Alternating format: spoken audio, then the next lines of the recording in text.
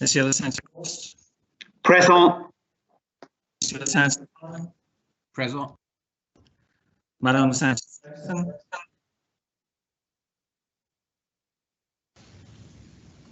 Monsieur Le Saint. Présent. Madame Saint-Val. Présente. Madame Le Saint-Amour. Présente. Monsieur Le Saint-Palette. Présent. Monsieur Le Saint-Mezec. Présent.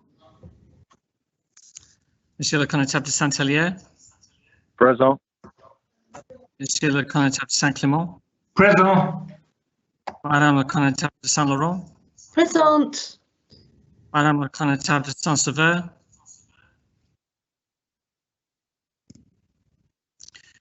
Monsieur le Connétable de Saint-Prélade. Présent. Monsieur le Connétable de Gruville. Présent. Monsieur le Connétable de Saint-Jean.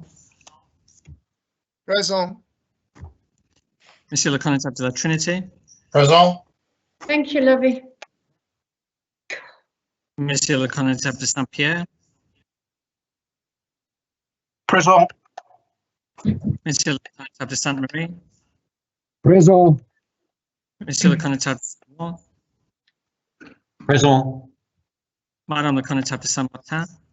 Présente. Madame le Deputy Martin. Présente. Monsieur le Deputy Southern. Présent. Madame le Deputy de Gruville. Présente. Monsieur le Deputy Lewis. Présent.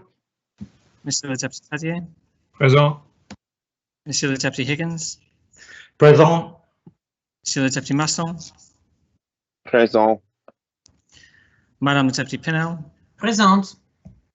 Monsieur le Deputy de Saint-Martin. Présent. Monsieur le Deputy de Saint-Juan. Présent. Madame le Deputy Dublé. Présente. Monsieur le Deputy Labby. Présent. Monsieur le Deputy Wickenden. Présent. Monsieur le Deputy de Sainte-Marie. Présent. Monsieur le Deputy Truscott. Présent. Monsieur le Deputy Young. Présent. Monsieur le Deputy Ash. Présent. Monsieur le Deputy Morel. Présent. Monsieur le Deputy Guida. Présent. Monsieur le Deputy de Saint-Pierre. Présent. Monsieur le Deputy de la Trinité. Présent. Monsieur le Deputy de Saint-Jean. Présent. Madame le Deputy Lahegra. Présente. Monsieur le Deputy Aye. Présent. Madame le Deputy Pershall. Présente. Monsieur le Deputy Wolf. Présent. Madame le Deputy Alves. Présente. Monsieur le Deputy Pamplin. Présent. Madame le Deputy Gardner. Présente. Tu le doyen? Notre aide soit au nom de Dieu qui a fait les cieux et la terre. Amen. Seigneur Dieu, Père éternel et tout-puissant, qui a établi le gouvernement et la puissance de la terre, pour le règlement et pour la conduite du peuple, et qui nous a commandé d'avoir toujours pour but la gloire de ton saint nom. Nous te prions qu'il te plaise de donner à cette assemblée le don de conseil et de prudence, donner le cœur les affections de tous ceux qui la composent, et de les conduire tellement toi-même par ton Saint-Esprit, que toute leur délibération et ton accompagnement de ta bénédiction réussissent au bien-être et soulagement du peuple, qu'il te plut de commettre à leur soin. Car nous t'en prions au nom et par les mérites de ton Fils bien-aimé Jésus-Christ, notre Seigneur, qui nous a enseigné à t'invoquer en disant: Notre Père, qui est aux cieux, ton nom soit sanctifié, ton règne vienne, ta volonté soit faite sur la terre comme au ciel. Donne-nous aujourd'hui notre pain quotidien, et nous pardonne nos offenses, comme nous pardonnons à ceux qui nous ont offensés. Et ne nous envoie point en tentation, mais délivre-nous du mal. Car à toi la reine, la puissance et la gloire, au siècle des siècles. Amen.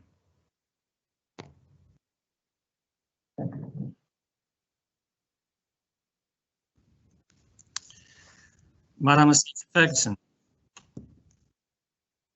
Excusez. Présente. Présente. Madame la Constable Sever. Présente.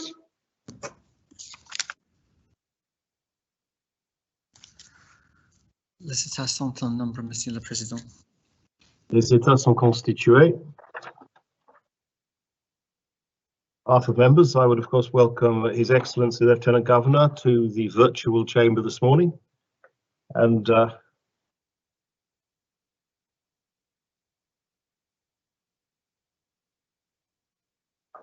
the following matters have all lodged been under section D. Our hospital preferred access route P167 2020 amendment lodged by the Connétable St Helier.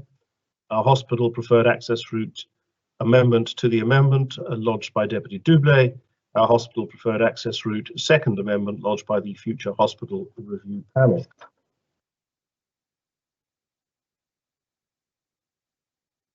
Members will recall, of course, that we are adhering to the time limits that the Assembly has agreed. Before we start public business, however, a decision needs to be made in the usual way about the reduction of the minimum lodging period in respect of all the amendments listed. The main proposition has, of course, been lodged for a sufficient period, and the permission of the Assembly is not needed. Therefore, the first amendment has been lodged by the Connétable St Helier. Connétable, do you wish to make the proposition under Standing Order 26.7 that the lodging period be reduced to allow this matter to be debated at this sitting? Yes, please, sir. Is that seconded? Yes, sir. Does any member wish to speak on that?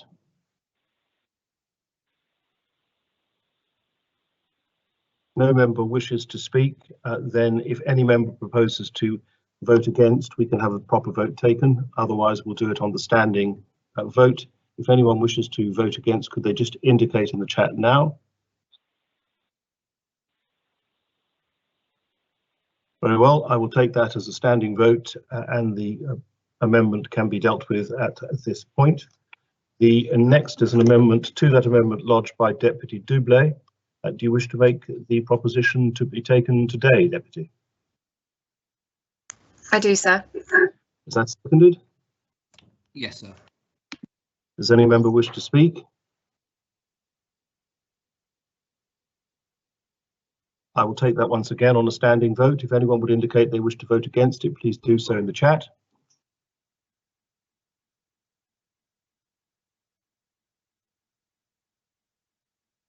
In which case that is taken today on a standing vote. The last amendment before us is the amendment proposed by the Future Hospital Review Panel. Senator Moore, do you wish to make that proposition? Yes, please, sir. Is that seconded? Yes, sir. Does any member wish to speak? Then I will take that on a standing vote. If anyone wishes to indicate a vote against, please do so in the chat.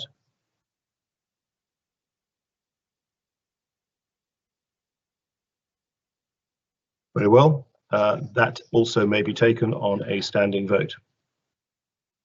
The only item for debate today is the proposition lodged by the Council of Ministers entitled Our Hospital Preferred Access Route P167, and I ask the greffier to read.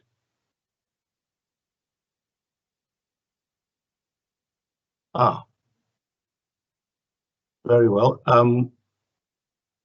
Senator Farnham, do you accept the amendment of the Connétable St Helier? Yes, I do, sir. Yes. Would you accept that if amended by the amendment from Deputy Doublé? Yes, sir. Connétable St Helier, just so that we can read the right document the right way, do you accept the amendment of Deputy Doublé? Yes, sir. Very well. Unless members wish to indicate a view to the contrary, we can then read the proposition as amended by the amendment of the Connétable St Helier and the amendment to the amendment by Deputy Doublé. Greffier.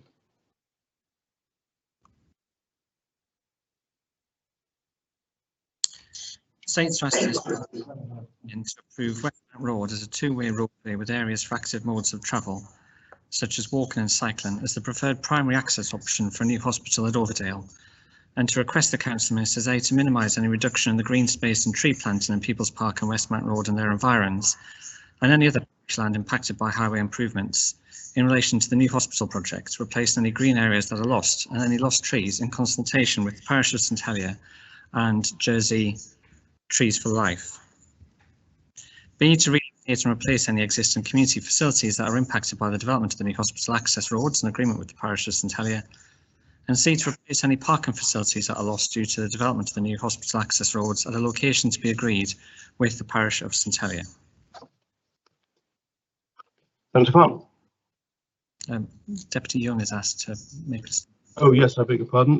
Looking at the chat, I see that Yes. Young, you would like to Yes, like to indicate please, a sir. conflict of interest. Yes, I would, sir. Obviously, as the Environment Minister, throughout the Council of Ministers' considerations of the hospital project, I have withdrawn and taken no part in that discussions. And I think this matter today requires me to do the same, because ultimately the termination of a planning application, should it arise under Article 12, would fall to myself as Minister to deal with, sir. So formally, sir, I'm advising the Assembly and the public that I'm going to withdraw from the sitting today, sir.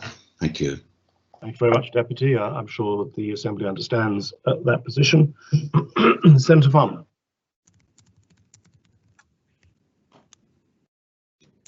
Thank you, sir. I would like to start by thanking members present today for attending this requisitioned sitting of the States. And I would just like to provide a short explanation as to why I, together with 16 other colleagues, asked the Assembly to convene to consider and hopefully approve, in principle, the primary access route to our new hospital at Overdale. For more than 8 years, sir, the States have grappled with this challenging issue and expended considerable sums of taxpayers' money, but so far have failed at all attempts to deliver the new hospital. The Our Hospital Political Oversight Group was established in 2019 with a brief to deliver and build a fully operational hospital by 2026, thus setting an ambitious but achievable target for success. The timeline is vitally important because it is determined by our ageing and decaying health estate and the unsustainable cost of maintaining that estate past 2026. We now, sir, more than ever, require momentum to drive the project forward and to keep it on schedule. There has been a process of ongoing dialogue with scrutiny, sir, and given the critical nature of the project timeline, I wrote to Senator Moore, the chair of the panel, sir, on the 29th of December, asking if she would consider supporting a state sitting on either the 19th of January or the 26th of January, sir, which would have respected the proposition's 6-week lodging period. The amendments, yeah. Senator Moore declined, sir, and insisted upon the scheduled sitting on the 9th of February, sir, for the debate. This was accepted by the Political Oversight Group members, sir, notwithstanding the potential for negative impact on the project. Nearly a month later, so on the 26th of January, we received the scrutiny panel's amendment, which effectively, sir, if accepted or approved by this Assembly, would cause further delay to the project. By return, sir, we requested urgent sight of their advisor's report. Senator Moore informed us that the report would be shared on Friday, the 5th of February. On the 27th of January, I wrote again to Senator Moore, setting out our concerns with the amendment and informing her that a requisition had been submitted for a state sitting today, sir, and requesting once again that she share her advisor's draft report with the Political Oversight Group and all states members as soon as possible, sir. The report, sir, was distributed to members on Friday, for which I thank Senator Moore and the panel, sir. Of course, in calling the Assembly today, sir, I make no criticism of scrutiny. It is a vital part of our parliamentary system, sir. I make no criticism of Senator Moore or the panel members, sir, who have a difficult job, sir, and who we hold in high regard. During the preferred site debate in November, the Council of Ministers were requested by the Assembly to delay the purchase of land or property and present for approval, sir, and I quote, a report on alternative access strategies designed to maximise sustainable modes of travel to and from the new hospital and to minimise the impact on homes, leisure facilities and the surrounding environment of the access interventions currently proposed. The Council of Ministers had already made a commitment to these concepts, which was clearly articulated in our report accompanying P123, sir, the preferred site report. And it states, our shared vision is of a hospital which integrates physical and mental health care services, a hospital that is contemporary, innovative in design, and complements the natural and built-up environment in which it is set. A hospital, sir, that can offer and attract to the very best clinicians and healthcare staff, who can bring with them excellent ways of working to contribute to positive health and well-being outcomes, sir, for future generations of islanders. This additional requirement to come back to the Assembly effectively brought vital elements of the project to a halt, putting additional pressure on the timeline, sir, as a consequence. In line with the Assembly's request, sir, the report and proposition we are debating today was duly lodged in mid-December of last year. And as a reminder for members, sir, we are asking the states today whether they are of the opinion to approve Westmount Road as a two-way roadway with areas for active modes of travel such as walking and cycling as the preferred primary access option for a new hospital Overdale. We are asking the states to agree the principle today, sir, not the detail, the principle, sir, as requested by the Connaught St Heliers Amendment, sir, which was approved by the Assembly. 71 permutations for access in and out of Overdale are included in P167, sir. 38 different criteria were applied to them. The criteria were designed after consultation with the Citizens Panel, the Healthcare Workers Panel, and our partners Arup, sir, and out of Blue Light Emergency Services, particularly the ambulance team. The key criteria, sir, included the overall timetable of the project, the number of pedestrian, cycle and vehicle potential conflicts, the blue light resilience, certainty of journey time, sir, for patients and visitors and staff, the schools affected, sir, the environmental impact, the carbon impact, displaced homes, the master plan impact, and of course, the impact for all medical and frontline health workers, the affordability, the overall cost of the project, sir, and the future logistics of maintenance and operating costs.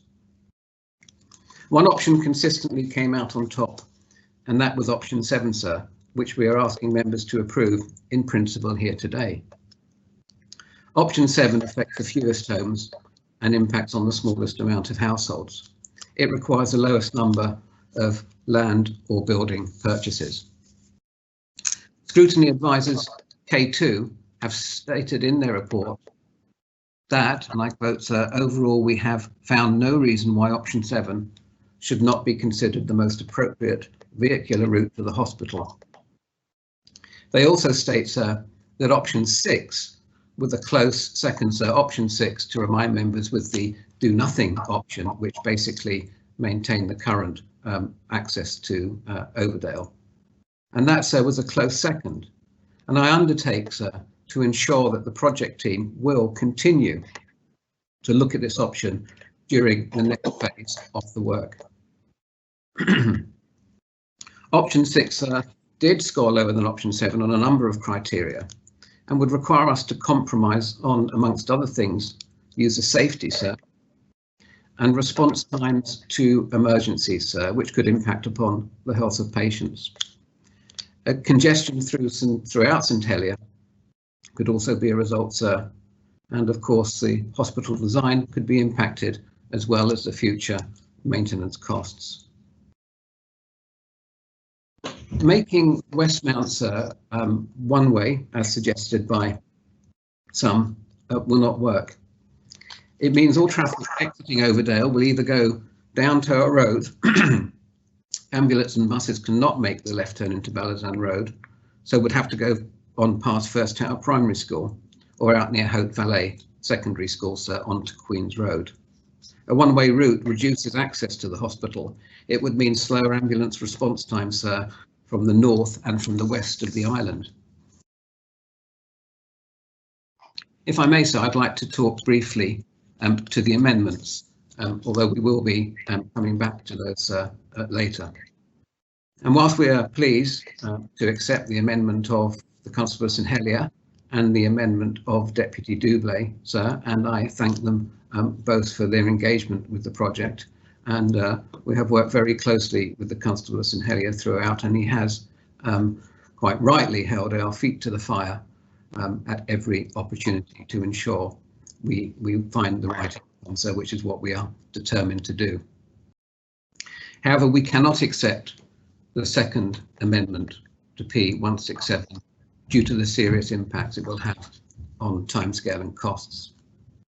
Taking timescale first, sir, the amendment potentially adds another 12 to 15 months into the project timeline, which puts us beyond the crucial target date for vacating the current deteriorating hospital by 2026. This is because the amendment requires design work, sir, that will be equivalent in detail to a planning application, which takes several months to prepare. Due to the delay incurred by the requirement to bring this proposition to the Assembly today, the road and hospital are now in the same planning application cycle. So a further delay of the road delays and to the hospital itself is likely. Work streams planned to take place concurrently would not be able to begin. For example, the purchase of land and properties.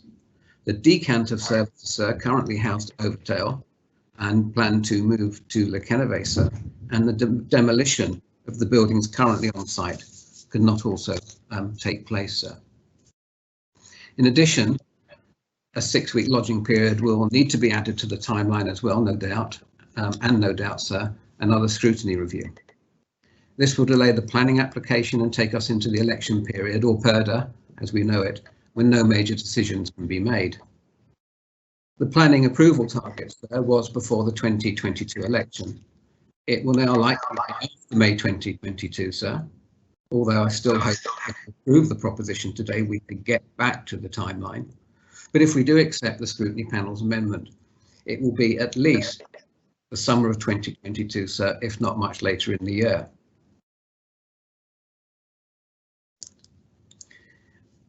I would just like to talk briefly, sir, to the allegations of environmental desecration which have been made by many opposers to the scheme, and I can understand their concern, sir, as the uncertainty of further delay can lead to misinterpretation and false assumption, which is why we must approve the proposition today, so further detailed design and planning can begin immediately.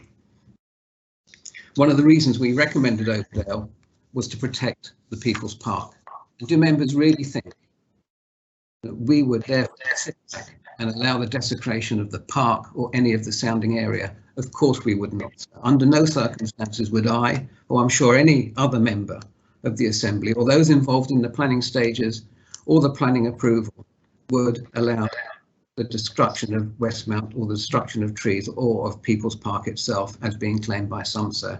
That simply would not happen, sir, and we will not support that. I can absolutely reassure members that any remodelling necessary would seek to improve the safety of the area, improve access to Overdale, sir, enhance community and recreational space, and if any trees were impacted, sir, and some will be impacted, they would certainly be relocated or replaced. Progress of the new hospital, or the lack of it, sir, was a key election issue, and many of us here today promised the electorate that it would be a priority for this Assembly, and I'm sure none of us want to once again let the people of Jersey down by failing to deliver on this vital project, sir. In a landmark decision last November, members agreed Overdale as a site for our new hospital.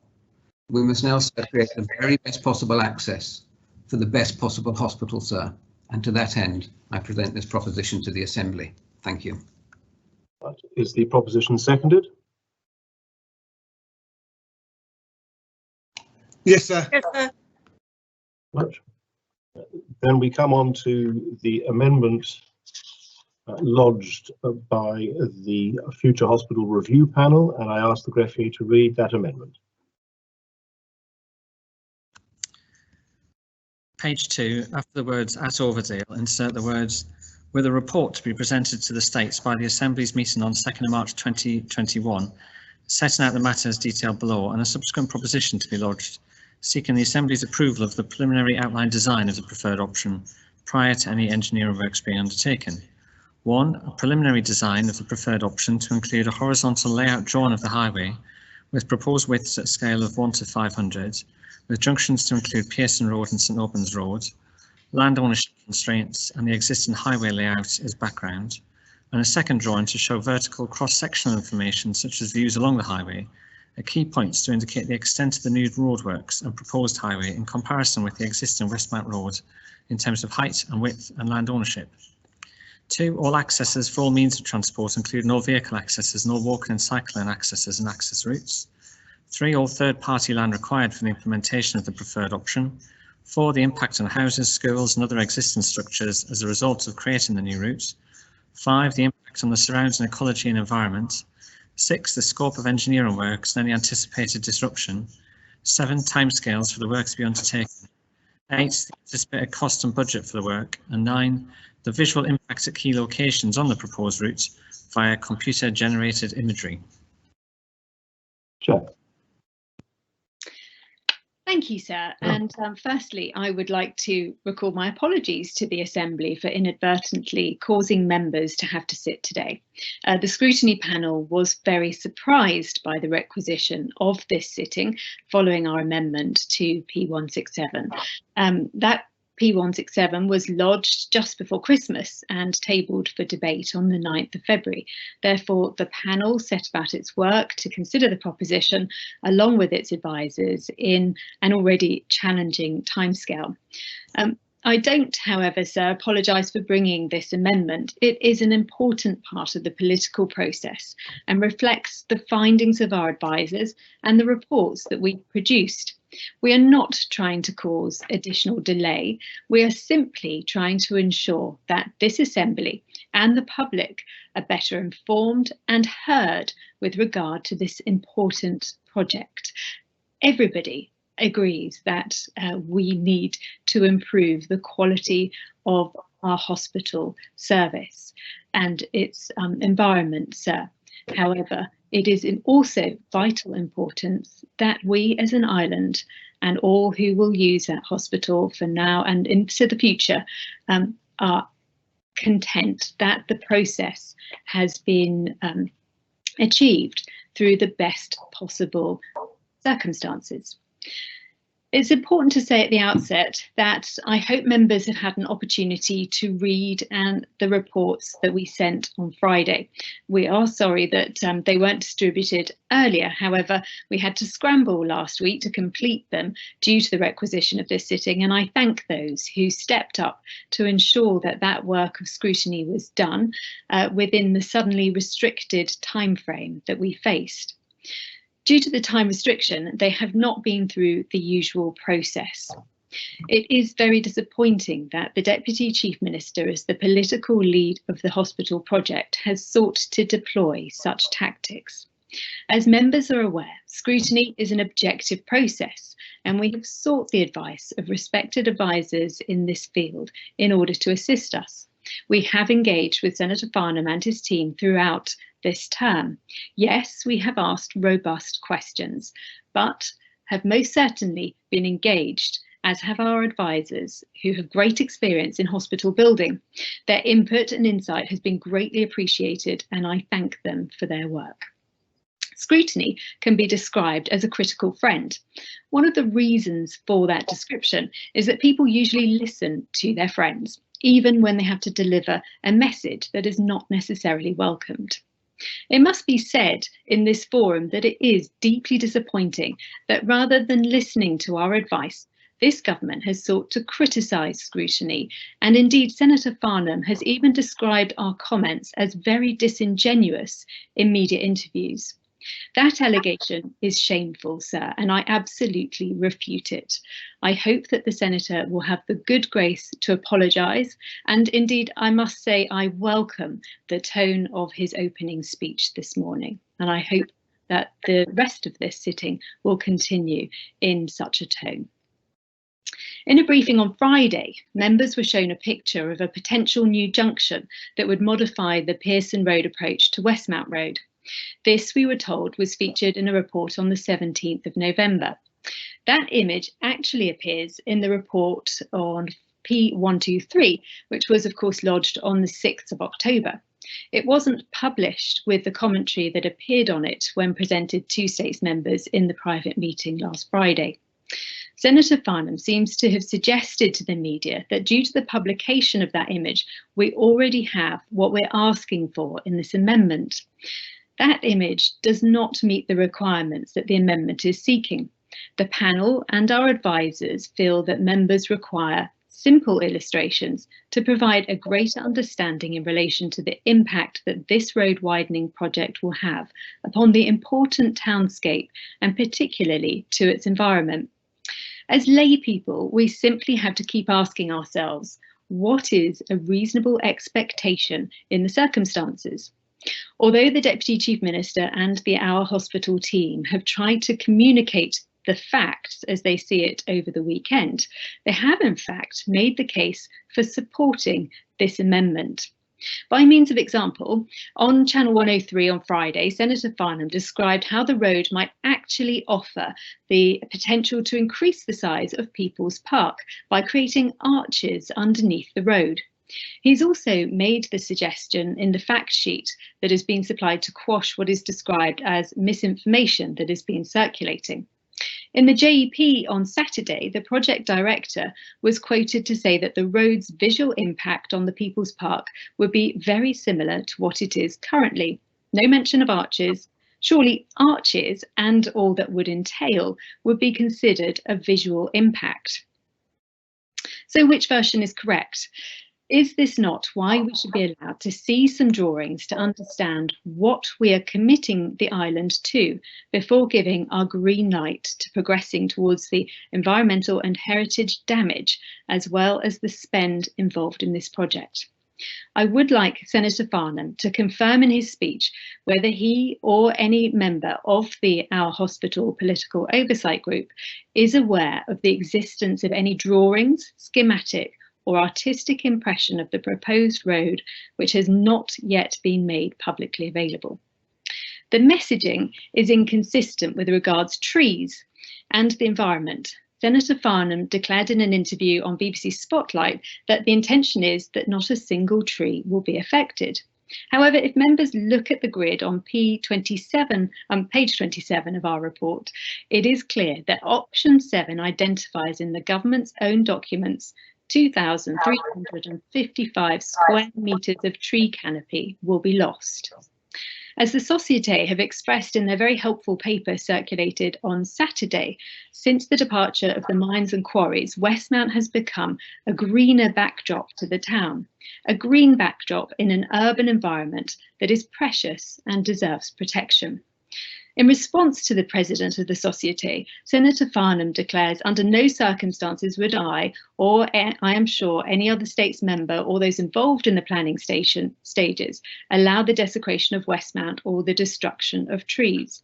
So I must repeat, sir, why do the government documents in relation to the proposed access route declare that 2,355 square metres of tree canopy will be lost? The senator went further in his email and suggested that the road is expected to be no wider than 7 metres. That was the first time such a description has been given. The general impression given by P167 is that the road will be 12 metres wide. Why can't or won't the project team provide states members with an illustration prior to us giving our consent? In the eyes of the scrutiny panel and our advisors, this is a reasonable request and indeed should be expected in any similar process. Some additional detail was provided to members on Friday in that private briefing by the project director. However, that was not a public meeting, and as one member said at the time, it's hard to understand why such a description could not have been shared with members and the public some months ago. Members have received a large number of emails on this topic, sir. The emails are from a wide cross-section of our community, from all corners of the island. Some will claim today that all those correspondents are misinformed. Well, if they are misinformed, whose fault is that? Why is it that public engagement will only begin in earnest once this debate has been concluded? Again, the process of the Our Hospital team is doing things in the wrong order. They should not have put the public or the Assembly in this position where we face a stark threat. Accept this now or risk losing the contractor and other such claims that we will no doubt hear today. Let's stick to the facts and let's consider that this with the common sense that the island hopes to see. Firstly, let's think about why P167 was published. The government could have just continued the planning process without seeking the views of the Assembly again. But if we think back to that debate on the site selection, we recall the amendment of the Constable of St Helier. It was a simple request, heartily supported by us as the representatives of our constituents. It asked that prior to the acquisition of land or properties required to facilitate access to the preferred site for Jersey's new hospital, to present to the Assembly for approval a report on alternative access strategies designed to maximise sustainable modes of travel to and from the new hospital and to minimise the impact on homes, leisure facilities and the surrounding environment of the access interventions currently proposed. So does the proposition before us meet the intentions of that amendment that we agreed just over 2 months ago? As our advisors point out in the executive summary, there is no definition of sustainability and therefore expected outputs are not delivered via the new access arrangements. The advisors also identified that the extent of traffic management for the works programme for construction is not yet known. The cost of the travel plans is also unknown at this time. There's much talk of a bus service bringing people from existing car parks and town up to Overdale Hospital, but no calculation of the cost that future governments will have to bear to see that happen, not forgetting the debt that they will have to repay over the next 40 years to pay for the hospital project itself. As representatives of the people, we have to play the role of an intelligent client. I hope that members will ask themselves what they would expect to see prior to agreeing works on their own homes, then reflect whether what is being asked of them today is reasonable. Then consider that this is £15 million of someone else's money that they are budgeting for. One local architect pointed out to me last week that the Transport and Technical Services Department have the software to produce 3D drawings of road proposals within a matter of hours. This area of the island having been recorded by the DigiMap service. Therefore, this amendment is not placing an unreasonable request, nor is it unaffordable or even time-consuming. It could be done in a matter of hours using existing software. We've written to TTS to ask them to do this, but we haven't yet received a response. As the advisors note in the scrutiny report, they have met with TTS, who explained that they have had only minimal input with the Our Hospital team so far. Senator Farnham has said that it would be too costly to provide such drawings prior to this debate, and the money will only be spent once the Assembly has agreed the route. So why then have surveyors and engineers been seen conducting their work and even drilling below the ground for the past few weeks in the Westmount area? Have they been doing that work for free?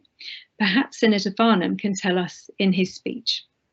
Finally, there's the planning process. We've learned in the past couple of weeks that rather than making 2 planning applications, the access and the hospital will form one single planning application, as Senator Farnham has again reiterated today, and that to us does appear sensible. What we're not suggesting is that this assembly act as a planning inspector. We're not asking for that level of detail. However, whatever is put together as a result of this amendment being adopted would indeed assist in the preparation for that planning process, much as a domestic application would as well. Indeed, I look forward to the findings of the independent planning inspector. They will have a lot to consider. In a meeting with officials, Arup and the design and delivery partners, our advisors note in the report on page 17, when they asked how does option 7 contravene the planning policies, they were told specific policies relating to ecology, siting and the use of agricultural fields. It will indeed be interesting to see what a planning inspector makes of this application when the time comes. This amendment is about being afforded an opportunity to see and to understand how this project is now going to be acceptable through the planning process when it previously was not. If I may quote from the executive summary of the site selection report, P123. In summary, both sites require upgrades to the existing highways network. However, Overdale requires extensive and more costly engineering works to improve vehicular access to the site. People's Park is much better placed to enable pedestrian and cycling access. The loss of existing residential properties at Overdale will be a cause for concern. Overdale also poses a greater challenge in relation to the policies of the Island Plan. We have known that this wasn't going to be a straightforward process since members agreed it on the 17th of November. Given the comments to our advisors, there is no doubt that this road will have an impact on the townscape, the environment and the traffic in this area. In proposing this amendment, we simply ask that drawings are shared with us and with the public so that a decision can be taken with understanding and with confidence. It's clear from the correspondence we have all received this weekend that the public are frustrated and despairing about this project. They do not feel engaged in the process and they have more questions and concerns than they see answers. It's a great shame given that in the main, one thing we all do agree on is that we need to improve our hospital facilities. Sadly, the aggression and the avoidance that is being deployed only gives the sense that something is being hidden from view. Asking for an illustration of this road, its impact on the townscape and the People's Park is reasonable. It is affordable and it will not take a great deal of time. As the government are now so keen to requisition sittings at the drop of a hat, they then might even have to call a sitting to ask for our views again prior to March the 2nd, once we have provided the images to calm the concerns of both states members and the public. Thank you, sir. I propose the amendment. Thank you very much. Senator, is the amendment seconded? Yes, sir. Yes, sir. Does any member wish to speak on the amendment? Please indicate in the chat in the normal way. Deputy Ash.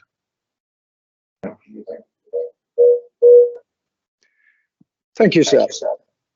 Before I start, I would just like to welcome Jersey's newest party to the Assembly, which adds a slightly different dimension to the debate. I think parties are the way ahead and well done to them for grasping the mettle. I'm sure when COVID isn't occupying so many minds, we will see another.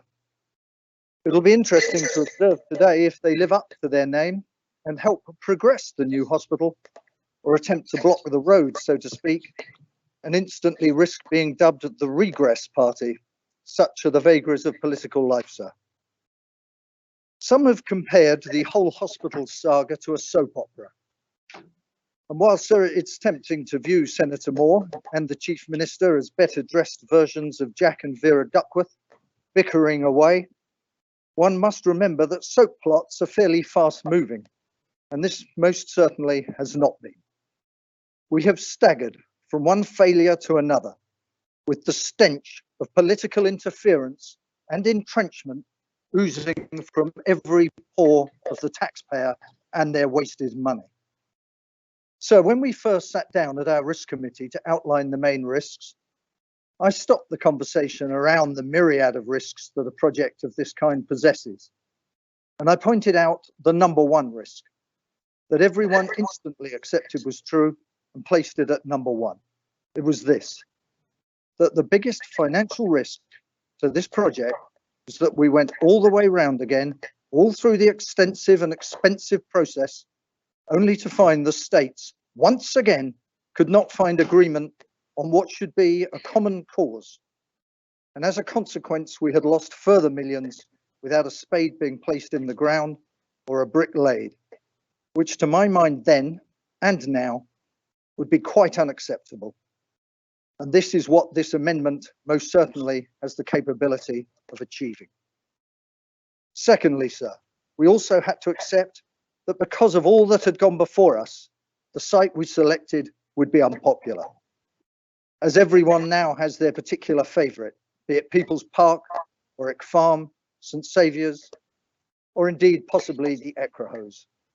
I stress, sir, we could not win, but our job was to find a site using the best methodology and then make sure a hospital is finally delivered. And that in many ways is why members will have received the emails they have over the weekend. How many said, what about Warwick Farm? What about St Saviour's? Not so much about the road, but the fact it's not at their favoured site. The road is merely where many have chosen to stage their battle. And thirdly, sir, that for all the noise that would be generated by some, the vast majority of island residents have had enough. And they want this long-running saga ended right here, right now. And we today have the opportunity to go a long, long way to doing that. But let me address the noise that has been taking place over the last few days. Few on the island could have missed it. There are those, sir, who are potentially being displaced by this. People that I have enormous sympathy for, and I'm sure the entire Assembly does, with whose lives are suddenly changed. And right from the time Overdale was selected, as a political oversight group, we have stated our desire that such people were treated fairly in terms of financial compensation, or in the case of the bowling club, found an alternative home. Highly regrettable though this action is, it is necessary. If they were being moved for shiny, highly priced apartments, I would consider it an outrage. But of course, this action is not for that purpose. It is, lest anyone forgets today, to deliver a hospital fit for the 21st century. On the other hand, sir, I have no sympathy whatsoever for those who take to Facebook delighting in spreading half-truths and no truths at all rumours. One lady was good enough to reply to my email to her that detailed the facts. And she said, why have the government not told us all this? The answer I gave was that the majority of it, of course, we have. But there is little capital in social and mainstream media publishing the hospital planners say they will keep damage of People's Park to a minimum, when they can go with, according to my sources, half of People's Park is being torn up and the other half used as a scrap metal yard. As Mark Twain remarks, sir, a lie can travel halfway around the world while the truth is putting on its shoes. Much fuel has been added to this Facebook frenzy by those who should know better. I was especially disappointed when a former luminary of this chamber wrote a remarkable letter to the JEP, throwing allegations and assertions around like a pub bore at closing time. Sir, I think it is only right that I reinforce the fact that the access road was always part of the plan, down in black and white and budgeted for. I say this because in the last few weeks, this has been portrayed hasty, ill thought out. It wasn't. We didn't just sit there and think, oh no, we've forgotten the road. Constable Crowcroft, after all, bought his amendment on the day we approved the hospital. So members must have been aware of the road. Were they not? Where had they been? Surely, sir, on a project as big as this, they'd have read the plan, seen what was budgeted for, perhaps even wandered up there. After all, we did as a POG before we decided on our recommendation, some of us several times. And we saw the difficulties and the solution, as indeed, sir, I am sure many members did. However, Senator Moore stated in a recent email that she had become aware that a number of members somewhat regret their vote in relation to the site. Now they know the problems about the road, presumably. Well, the road was out there when the hospital was voted on. It wasn't conjured up. And how many spoke out against the site because of it, sir, in that main debate? I can give you a clue, sir, together with an interesting fact. It was the same number as the times Sterling Moss won the World's Drivers' Championship. It was also the same as the number of people who, with the exception of Deputy Farnham, Senator Farnham, sorry, who spoke in the entire debate on the hospital site. 0, naught, nada, zip, diddly squat. Put it in whatever language you wish to. Not one man or woman spoke as to why, because of the road difficulties, they were going to oppose the site. Yet here we have an amendment on the road that will potentially cost the taxpayer millions. So some would have you believe, as a gentleman suggested to me in an email, that we make these decisions drinking sherry in a room. Sadly, that's not true. Or if it is, no one provided me with any. In fact, not only as politicians have we not been enjoying the delights of a Harvey's Bristol cream, or in Deputy Hewlin's case, a Barbadillo Versos 1891 Amontillado, we have been asking questions, plenty of them. The most recent of which came when we discussed this amendment. We had already discussed various costs, which no doubt the Treasury Minister will avail you with later. But these new worst case stats seemed enormous, figures of 30% higher. Now, we're fortunate in having the Constable of Trinity with us, who's familiar with the construction world. But for someone like myself, who spent much of his life in foreign exchange and futures markets, it was a bit of a mystery. One that I solved, as I know many in the Assembly would have solved, sir, by asking what exactly causes that. And I shall now give you a rundown of just a few of the things that will cause that. A review, and based on the current cycle of reviews, this could well take up to 5 months. PERDA, because if we have another lengthy delay, we will run into PERDA. There could not possibly be a sign-off, and all that then will go with it, a fresh assembly that will further delay this while they look into the feasibility of Overdale as a project. The design will have to be paused while the review period completes. Planning will have to be delayed and wait to submit until the review completes. We can put an outline business case, can proceed, but a full business case will need to wait.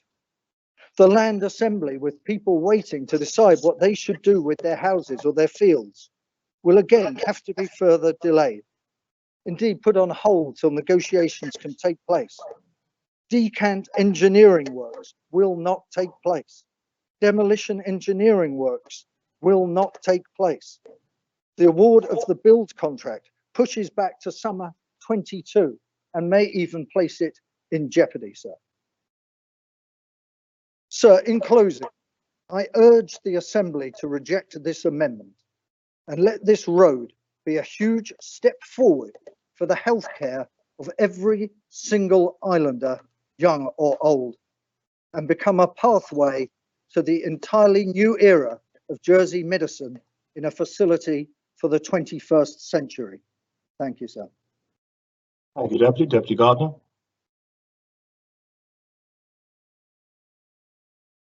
Thank you, sir. Good morning, all. Sir, as a deputy of the district and member of the Future Hospital Review Panel, I have looked back through the process, and I would like to share with members a reflection on how I got to my decisions and also how we got to the scrutiny amendment. I would like to ask members to put their prepared speeches aside for 2 minutes and answer in their heart with full conscience the following questions. This is, by the way, the process that I've done for myself. So my questions and my answers, but everybody will answer, please ask members to answer in their heart. Do we agree that we need a new hospital? Yes. Do we agree that we need a road to the hospital? Yes. Do we need that the road will align with our sustainable transport policy? Yes. Are you convinced and confident that access from Westmount is the better access than through the valley from Inner Road? Yes. Are you convinced and confident we need a superhighway new road? No. Are you convinced that option 6, do nothing, is unviable? No. Do you know how much exactly or approximately it will cost? No. Do you know of any other short-term, medium-term, or long-term environmental impacts? No. Do you know visual impacts? No. Are you convinced that the public have received enough information and fully support this road? No. Members, we have been asked to vote without knowledge of the full facts and without definite plan or map. I'm not able to claim that this decision base presented that is the current plan is the bad one. I can't tell that the current plan is the bad one, but I also cannot tell and be convinced that the current plan is the good one based on evidence that presented. We had a parish meeting. I would like to share with the members. We had a parish meeting back in October where the residents and us deputies asked to present visuals. Only 10 days ago, I personally asked for diagrams.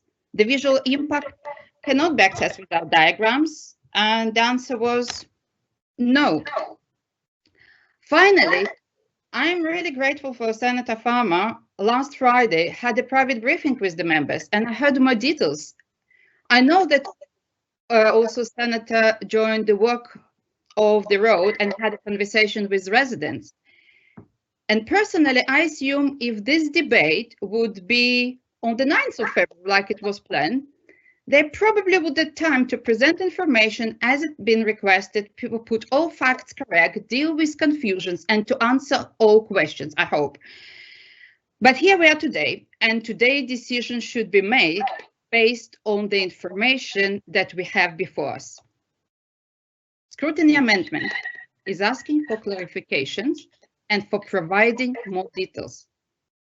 It doesn't stop the project, as work, I know, and we all know, is underway.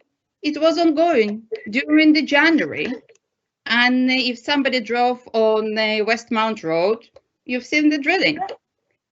All information that scrutiny is requesting will need to be presented to the planning. So none of the work will be wasted or unnecessary. And it was great to hear during the Senator Farmer speech that actually option 6 will be considered as well. We need to decide what's really needed. It should be somewhere maybe between a brand new overpass and highway and improvements to the existing road. At the Public Accounts Committee, as you know, I'm a chair of Public Accounts Committee, we look back and examine decisions taken in the past and decisions-making processes when we look back, so we can have a benefit of the hindsight. I don't want anyone who does not support the scrutiny amendment when it potentially will come before PAC at some point in the future as a complete failure and waste of money to reply, yeah, we know, but it's looking back, we didn't know at the time. Deputy Ash in his speech suggested that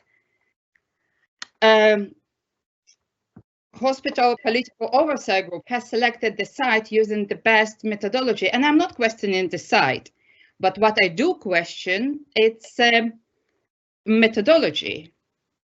If members had time to read our scrutiny 2 reports, both reports identify process has been poor and has not followed the best practice. One of the example about the road, wasn't the best to present 71 routes, but it would be a best practice to present analysis which will clear in deeper detail for 3, 4, 5, 7 routes, for less routes. And the last point, we all states members, failed to take the public with us on this. Public wants to get on, and I think this amendment is not stopping people to get on. Definitely, as the deputy of this district, I didn't hear anybody, not a single parishioner, has contacted me asking to support an amended proposition. My constituents, without any exception, asking me to make evidence-based informed decision. I, like many other people, do not want a project of this huge cost involved to be passed by our assembly without all members knowing and having access to all relevant facts, and with at least some graphical representation of the visual impact the proposed road will have. The argument that it will take more resources and time to keep public fully informed, I think it can take the same amount of resources and time to deal with the public objections. We need to work together. We need to bring public back on board. It is the public interest to make sure that facts are made public. What's more, they know as the Assembly, it's important that we will not lose public confidence, that we are making an informed decision. And I hope that all members will vote with their conscience and support us with requested information, support the amendment. Thank you, sir. Thank you very much, Deputy. Does any other member wish to speak on the amendment? 3, 2, 1, bang. Gone. Yes, sir. Yes, thank you very much, Chief Minister. Yes. Yes, thank you, sir. I would just like to step back and remind members of why we are where we are, what I hope we're all trying to achieve, and why I think the risk of being sidetracked by a whole range of issues that are not actually direct relevance to the actual proposition and the main proposition that we're debating, obviously the amendment as at present. And as we've heard from Senator Farnham, the reason we're here is in response to an amendment that was lodged and it was around about sustainable transport, as well as the impact on homes, leisure facilities and the surrounding environment.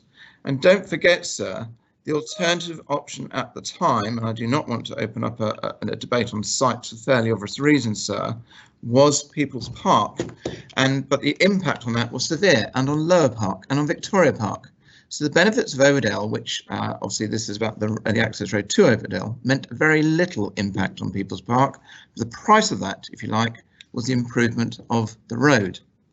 And also remind members, this is actually the least impact on a number of homes. There is some impact, as we know, that need to be acquired. But certainly, for example, if one looks back in the past at the likes of Gloucester Street, and I believe also some of the alternative sites, this route that is being proposed is the least impact on the number of homes that need to be acquired. And what I want to say, sir, in terms of the going back to the suitability of the proposals that we put in place, is actually to go and look at what the proposer of that particular amendment, sir, said, and he reinforced the whole point. And I quote, sir: "In fact, I support the choice of Overdale. I have for a long time. And indeed, I took my lead from the quotation, where they said that the higher cost of Overdale about the highest cost of Overdale over People's Park, and it will be outweighed by its contribution to the long-term health and care outcomes of islanders over its lifetime. And I think that is a really important remark. And the proposer went on to say, sir, I would say again, I'm very impressed with the way that the Council of Ministers has found an access route that does not destroy the woods below Overdale, and those are going to be really important for the patients in the hospital and their visitors, and indeed for people who choose to walk or cycle up through the woods to get to the hospital. I think the environment around the hospital is a really important part of what will make it a success. And indeed, sir, the proposer actually started his summing up speech by saying, I must impress upon, and it was a member he referred to, sir, and on the Council Ministers, there is no desire on my part, no intention to delay the project. And actually in his report, sir, he concluded with the following words. I believe the Council Ministers, prior to its acquisition of land or properties required to facilitate access to the preferred site, should present a report to the States on alternative access strategies designed to maximise sustainable modes of travel to and from the new hospital and to minimise impact on homes, leisure facilities and the surrounding environment of the access interventions currently proposed. And that is what we have done, sir.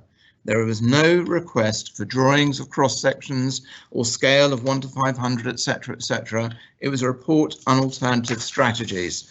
And so basically, sir, I just remind members of the main proposition, which is obviously this amendment is seeking to amend, which was to approve Westmount Road as a two-way roadway with areas for active modes of travel, such as walking and cycling, as the preferred primary access option for a new hospital at Overdale. It doesn't go into the shape, design or anything. It's the in principle decision, sir, and that really is, in my view, where we should be. So we've done what was asked, and I really want to commend the team for the speed at which that was turned around, because don't forget there are also owners who were basically ready to proceed in selling their houses to us. I'm going to say certainly before Christmas, sir, and indeed one has already bought their new home. And the longer this delay continues, the greater the uncertainty for them. Now, sir, when we started this particular stage of the journey, and don't forget this first, my recollection, it probably kicked off in about 2010, sir, so we've been going it for quite a long time. We've had all sorts of delays and efforts to try and find a solution. And really part of the politics have been people jumping to alternatives for political expediency and for other reasons. So having had the previous site rejected twice by two different planning ministers and then rescinded by this assembly, I set a challenge. And that was to be contractually committed by the end of this assembly. The timetable was tight and I was clear on that, but I was also clear that if we worked together, then it was achievable. And above all, I stressed the importance of engaging with stakeholders, scrutiny, states members and the public. And under the guidance of the Political Oversight Group, I would suggest we've done exactly that, ensuring a whole range of views are taken into consideration and the islanders have had their opportunity to contribute to the site selection process. And so in overview, we've achieved the assembling of a superb team. We established the citizens panel. We evaluated a huge number of sites and we brought that down to 5. We selected a delivery partner and this assembly has agreed the site and we have announced the decamp plans as well as a host of other matters. But now we face, sir, getting mired into inordinate detail when actually that request is at the wrong stage, I would suggest. It risks turning this assembly into a planning committee of 49, or perhaps even worse, sir, a roadways engineering committee. And as we said, that is what is needed at the planning application stage after all of the community engagement and the design and all that sort of stuff, sir. And what I just want to do is, there has been, I think, whether it's confusion or misinformation, sir, on areas. So I just want to talk about the impact on People's Park by this proposed route. And it says that People's Park, there has been concern, I've seen them in the email, sir, as of other members, that People's Park, sir, will be destroyed by the new access route. And we've been very clear, sir, and Senator Farnham was very clear in his opening speech, that throughout that small areas of land might be needed for the road to improve safety, but this would be kept to a minimum. And the Political Oversight Group, sir, we fully understand the value islanders place on People's Park, and it was removed from the final list precisely because of that. The POG, sir, we would not support a design that has a major impact on the park. And sir, Yes, so the aim is not to disturb lots and lots of trees, and for that reason, sir, we are absolutely accepting Conor we have accepted, sir, and proposing the main proposition, Conor Crowcroft's amendment, and obviously Deputy Dublay's amendment to his amendment, and we're going to work over the parish. We have been working with the parish to minimise the impact on trees and green space, replacing amenities and parking spaces. The parking spaces on the edge of the park, sir, will be needed, but the line of trees on the grass at that stage will be retained, sir. And that is in the original proposition of P123, sir. And sir, if any trees did have to be removed, they will obviously be replaced. That is the crucial thing. And that's a principle, sir, that we absolutely have been undertaking. And I think it is again worth mentioning, reminding members that the advisors of the scrutiny panel, sir, do state in the report, and yes, they've caveated it, but they do actually say, overall, we found no reason why option 7 should not be considered the most appropriate vehicle route to the hospital. They also state that option 6, sir, doing nothing, was a close second. And we have also committed, sir, very clear, why wouldn't we, that the project team will continue to look at that option during the next phase of work. Obviously, sir, because, for example, of COVID, it's fairly clear that the panel advisors have not been able to visit the island to do their piece of work. They've absolutely said it's been done, I think, on Google Earth, sir. And obviously, I'm not clear that they've worked in Jersey previously. So I'm not also clear of their experience building hospitals, but that may not be directly relevant to this debate. The point is, sir, they obviously have been constrained through COVID as to what they can do. And we have to bear that in mind when we're assessing matters. But I think also, sir, we really need to reiterate that the realigned road, if that is where we go, sir, is not just required for the construction period. That's another myth, sir, that's been gaining ground. It is necessary for safe and easy access to the hospital in future for blue light services and the public. And all of the options that were appraised against a set of agreed criteria, they have been developed and prioritised following consultation and engagement, sir, with the Jersey Ambulance Service, a panel of health and community services staff established to engage with our hospital project and the Our Hospital Citizens panel, as well as officers from infrastructure, housing and environment, sir. And sir, it is very clear that ambulances and buses cannot easily make a hairpin turn without crossing the other carriageway.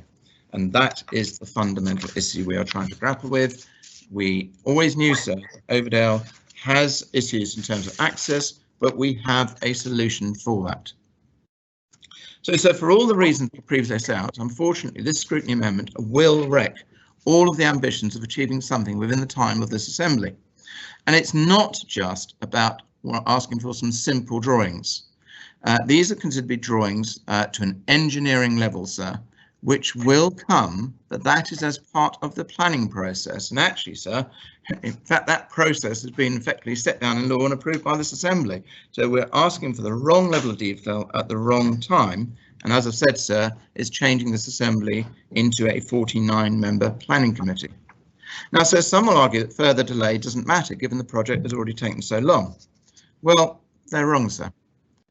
And from 2025 or 2026, sir, mental blank briefly, but the costs of maintaining the hospital begin to escalate, and it's something like, sir, £10 million a year for at least 5 years.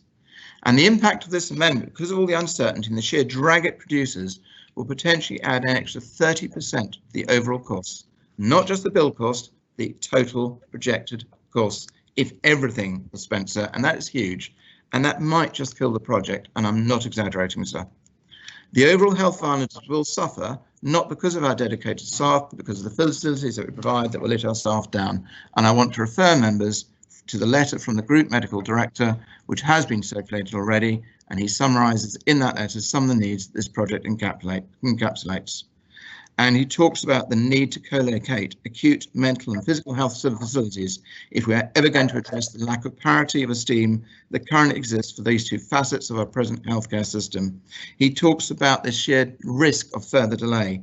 He talks about the significant infection control risk that the current estate creates, which can never be mitigated to the extent that a new facility can achieve. He talks about the reputational damage, sir, of further delay and its ability to attract, our ability to attract the highly skilled workforce we need, sir, and all the rest. And I really emphasise, sir, that is from the heart. So it's not just about the health of the islanders now, sir. It's about generations to come and how we care for them. And sir, I've got one thing to say, sir, and then I'm going to be starting to sum up. One is, sir, I've recently been informed of the experience of Guernsey in relation to building a mental health facility, who went through similar issues that we are going for. And in the end, sir, I'm informed it took them 20 years. And I really do, sir, urge us not to try and beat our sister island on this, but to learn from their experience. So in concluding, sir, there's one other matter, sir, which has been referred to by Senator Moore, which is she talks about, I think it was a 12-metre road. I make the point, sir, that in P167 on what was marked as page 6 in one of the consultancy, in one of the reports attached, it specifically states that 12 metres includes a verge and active travel. So in other words, it's a maximum and it was an option that is being considered, sir. It is not a 12-metre stretch of tarmac. So it is in the report, sir, and that is where some of the confusion has evidently been coming, sir. But in concluding what I want to say, I think we've lost sight, sir, of what we're trying to achieve here.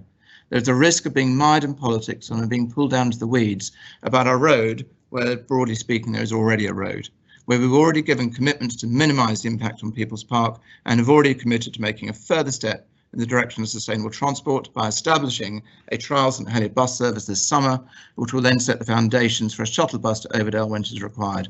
And that is laid down in the main proposition. But I want to remind members what is the vision. It's about having a campus-style hospital where mental health and physical health combine onto one site, where views and the surroundings can contribute to healing, where it is fully recognised that the hospital, to use Senator Messick's expression in the past, is a special place which will affect every islander during their life on this island. And it is for all of those reasons, sir, that we need to get on with this. It is for these reasons I ask members to reject this amendment. It is for these reasons I ask members later to support the main proposition so that we can unblock this project, sir, and get it moving forward. Thank you very much, sir. Thank you very much, Chief Minister. Deputy Ward, you have a question for the Attorney General? Yes, thank you, sir, and thank you for giving the opportunity at the moment. So it's very difficult to word this question, so I might have to come back if it's not good enough.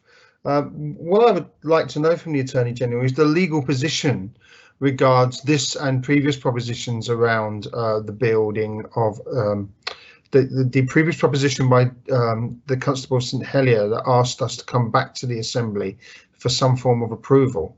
Are we legally required to even have, I suppose the simplest way to put this, sir, is are we legally required to have this debate on this proposition for the process to proceed?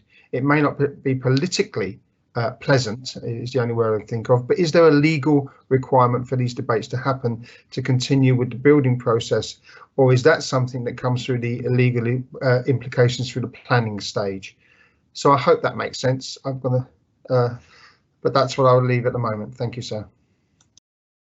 Attorney General, presumably you'd like some time to consider your answer to that.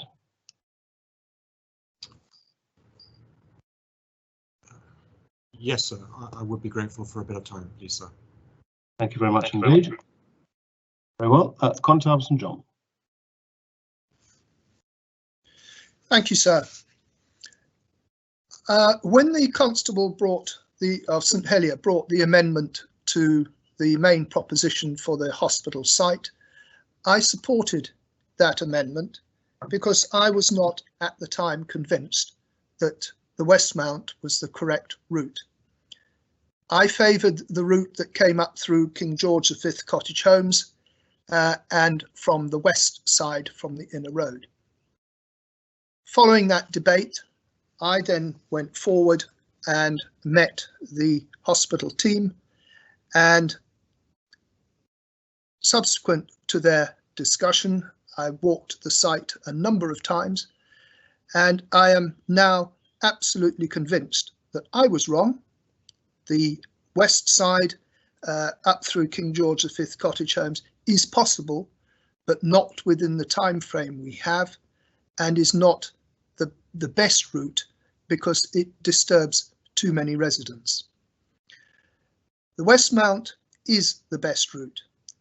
And the irony of this, sir, is that if we just built a road, 8.5 metres or whatever width it should be, up there, I don't think there would be the level of objection we're having.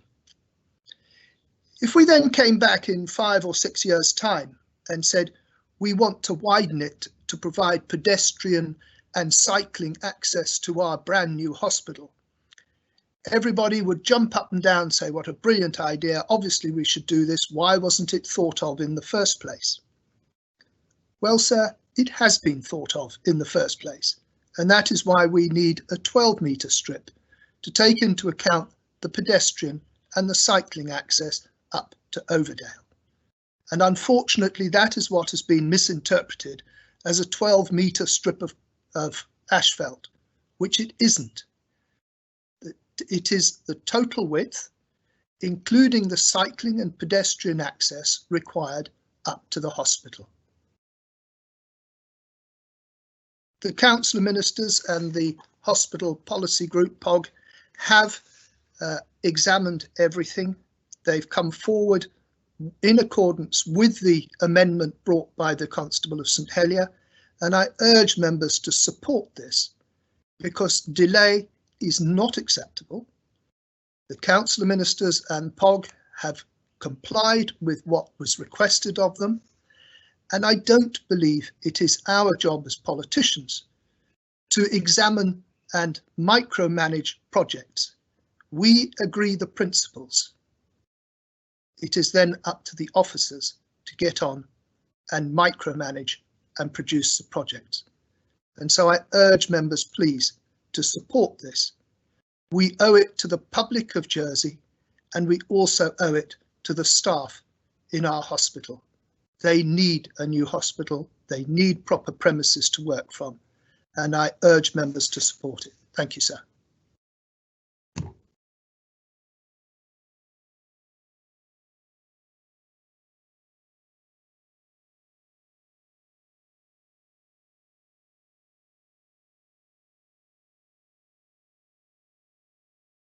Thank you very much, Connie-Tarb. Senator Valwa, you have a point of order?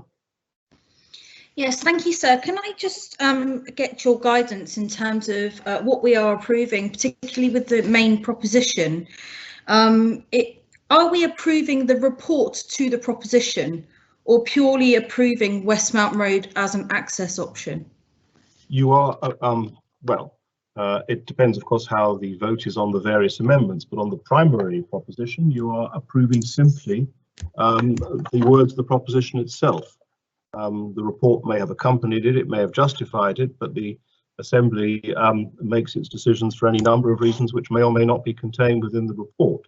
And you are simply approving Westmount Road as a two-way roadway with areas for active modes of travel, such as walking and cycling, as the preferred primary access option for a new hospital at Overdale. Now that has been read as amended, so it's obviously subject to the various amendments that are there, but that's what you'll be voting on, not on the report, Senator. Okay, thank you very much, sir. Thank you very much indeed. Connie-Tarb Simperlard. Thank you, sir. I would first of all comment on the undignified rush to effectively bully this proposition through the Assembly and attempting to ride roughshod over the scrutiny process. States members must, sir, be given full information and reasonable time if they vote for or against a proposition, and we all try and stick to this well-rehearsed process. I note, sir, having received a comment paper from the Council of Ministers at 9:17 this morning, I wonder, sir, how many of us have had time to read and digest this. So I think I'm right in saying I can speak further once the amendment is presented. Is that correct, sir? Thank you. Well, Connie-Tarb, this is your speech on the amendment.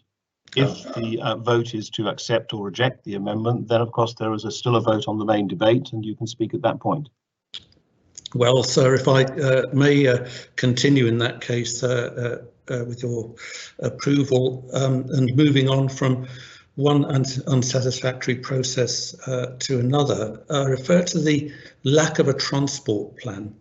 This is, in my view, crucial to the decision we're being asked to make today. I speak for some 10,000 souls inhabiting my parish of St Brelade who will, in the most part, find themselves attending the proposed Overdale Hospital at some time in their lives.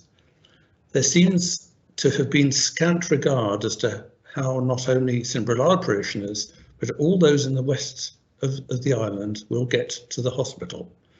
So in the absence of much in the way of detailed information, I took it upon myself to do my own research. The first thing, of course, to note is that there is no bus service to Overdale from the west. Well, there is, but you have to get off at Bellazan and walk up to Tower Road. Not ideal, sir, if you're unwell or incapacitated in any way. That in effect moves people into cars, and once again, most coming from the west will go from Victoria Avenue, turn left at First Tower, and then up Bellazan Road and up Tower Road, and thence into West Mountain Road. That takes me, sir, to the proposed option being proposed, and wonder how many will actually use it. We're told no traffic modelling has been done. My observation would be that were traffic to be encouraged to use that route, we will need to extend the existing left-hand lane at the end of Victoria Avenue to avoid constricting the general east-going traffic flow. Traffic flow information is essential, sir, for us to make decisions such as this, and will have a fundamental effect on the cost of it at the end of the day. I, sir, have agreed to the construction of the hospital at Overdale, but cannot agree to this, what can only be described as a shambolic approach being put forward by the Council of Ministers at this time. It is such, sir, that my confidence in them to deliver a hospital is diminishing. I would suggest, sir, that if the Council of Ministers were to be described as the Board of Directors and the taxpaying public of the island shareholders, based on communications received over the last few days, we would be looking for a new Board of Directors pretty quick.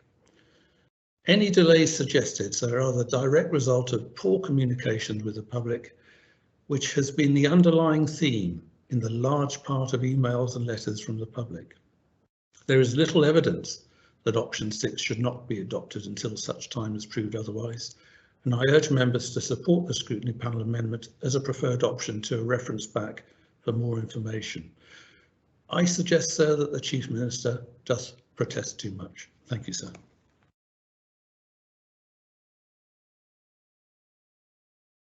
Thank you very much, Colleague Tubb.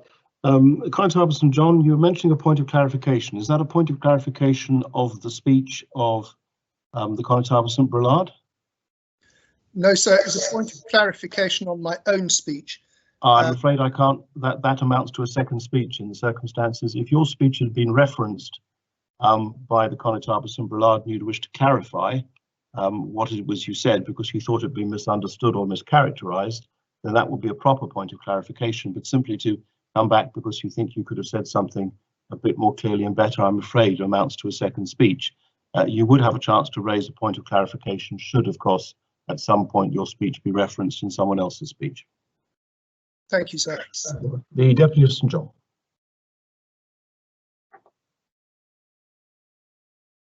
Thank you, sir. So I'm concerned about this amendment, concerned to the degree that I will be voting against. The scrutiny panel is suggesting that we put our hospital project back to a point that will place this Assembly in the seriously remiss position of delaying a planning application until a new Assembly is established. I suspect that this is the real objective behind the Second Amendment. What other conclusion can one draw, given that ministers are being asked to delay debate on this important access issue until the 2nd of March at the earliest, a significant and damaging delay? The panel's advisors, K2, confirmed in their recommendations that overall we have found no reason why option 7 should not be considered the most appropriate vehicular route to the hospital. Additionally, their recommendation 5 clearly advocated the process we are going through today. They recommended that there should be a 3-stage approach to approval. 1, approval in principle to option 7 as the primary route for vehicular access. Then subsequently, development and agreement of a multimodal access strategy to the new hospital site. Followed then by production of a preliminary design and impact assessment based on the chosen route and access strategy, exactly the course that will be taken if we reject this amendment today. They do not recommend, in the manner that the Second Amendment requires, that approval should be at the end of the process. This Second Amendment contradicts the advice given by the advisors and will introduce unnecessary catastrophic delay. Why am I opposed to this amendment? It's because I'm concerned about the mental health estate, and not just the estate at St Saviour's Hospital site, but the wider estate and suitability of the therapeutic facilities available island-wide. Similar to the General Hospital, our mental health estate and therapeutic facilities have been neglected for many years. We still have accommodation and treatment areas that would not meet modern regulatory standards from a building perspective. Following a highly critical health and safety report and a damning report from the Health and Social Services Scrutiny Panel that looked at provision of mental health services and the state of the mental health estate, many millions of pounds have been allocated to upgrading that estate to provide a bridge, a bridge until a new hospital rises from the ground and mental health services can be co-located with the new hospital development. The upgrade to La Chasse, the community access facility, and refurbishment of Orchard House, the current residential therapeutic facility, is complete, and the work to facilitate a move from Orchard House to Clinic Panel, a temporary replacement for Orchard House, is well underway. Delay to our hospital project will inevitably stress the current arrangement and require more large sums to be ploughed into Clinic Panel, a deteriorating asset. The improvements so far can only support the short to medium-term needs for mental health. Further delay to our hospital project will impact on the best practice clinical aspiration that physical and mental health provision should be co-located. The current arrangements are not fit for purpose, and we as a society need to progress improved provision on a new hospital campus. Delay will not be welcomed by the people of this island. So let us consider the current provision for children in Robin Ward General Hospital. The Child and Adolescent Mental Health Service have no residential treatment facility of their own and rely on the physical provision that is Robin Ward when they need to admit a young person who could be suicidal or may have a severe eating disorder. It is nowhere near acceptable to manage severe mental illness and distress in a physical healthcare environment that could be detrimental to other vulnerable children who are acutely physically ill. Yet we do this on a regular basis, regardless of internationally agreed care standards and our commitment to put children first. Any delay to the new hospital will increase challenges to staff and also increase the number of times that young adolescents have to be looked after in the adult facility at Orchard House.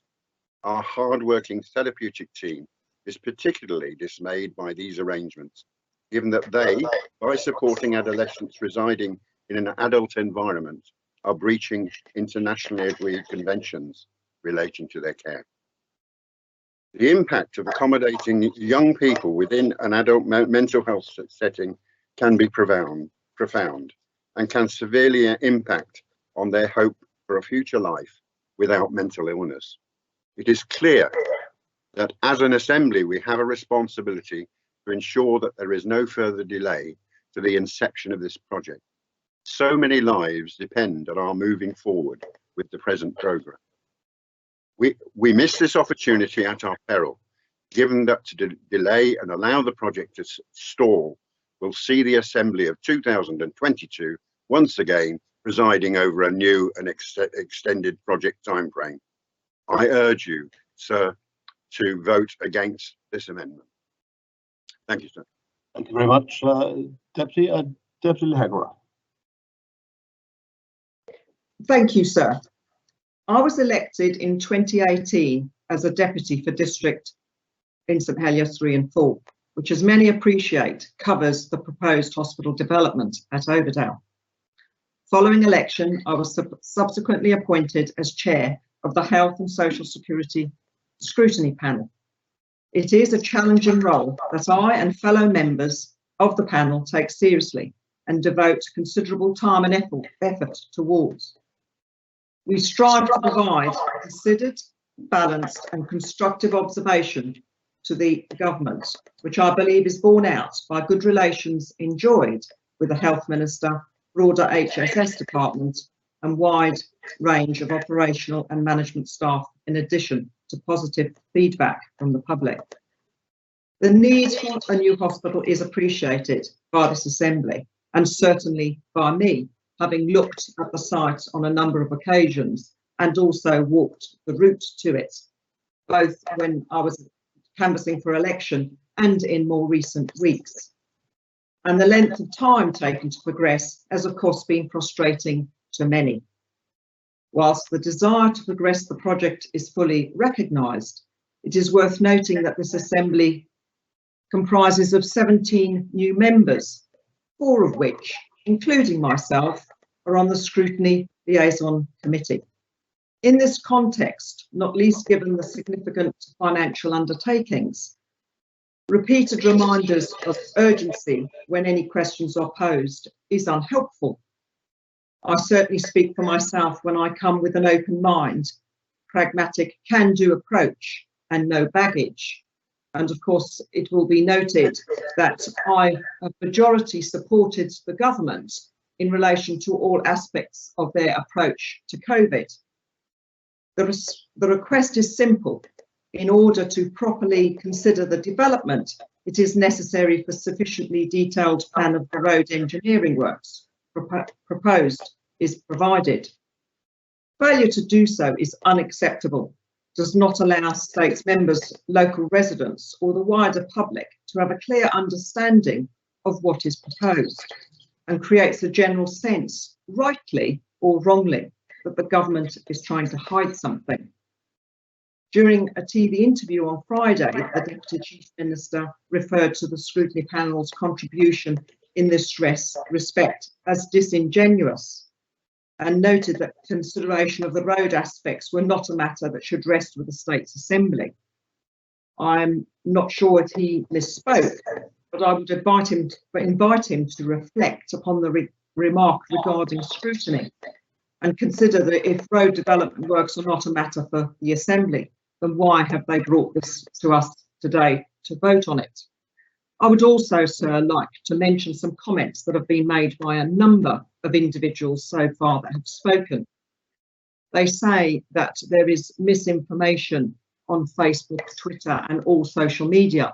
Sir, I do not read or contribute to those sites, and so therefore I can't comment on that.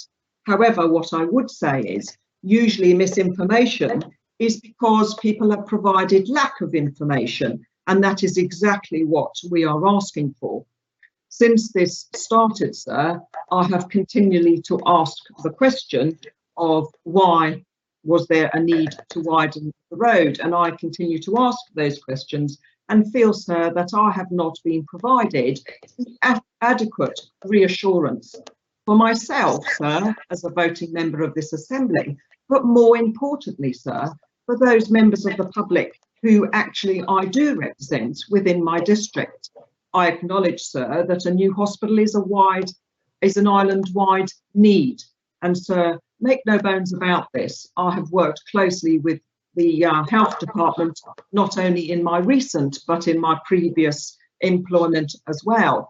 And I've spent many hours, both in the hospital, in the emergency department and other locations, mental health and across the board. So let me say, sir, that I have a very good understanding of the state of the facilities and in particular the mental health ones, which I have seen in the last couple of years from the report that we made, but also, as I said, sir, in my previous employment.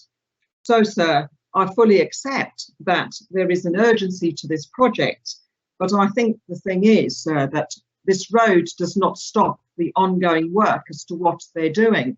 I think this is just a matter that they want us all to vote for it, move on, and have nothing to say. And so I'm sorry, but I cannot be in a position to vote for something when I, as an individual, do not feel that I have the full information that is needed. And finally, sir, as I said, I voted for the hospital at Overdale. Yes, we have all had many emails in relation to all other sites. For me, sir, I said when I was elected, I had no strong motives of whichever site that was, whether that was Overdale, Gloucester Street, Warwick Farm or St Saviour's Hospital. I had no preconceived ideas. I voted for Overdale. I want to move this project forward, sir, but I also want to be able to put my hand on my heart and say that I have all the necessary information that I need to make a proper informed decision. We are talking millions of pounds, and I'm not prepared to just blindly go down an alley without being given that information. It is my view, sir, and I shall put this out in the public, that we are building the road for the purpose of building the hospital.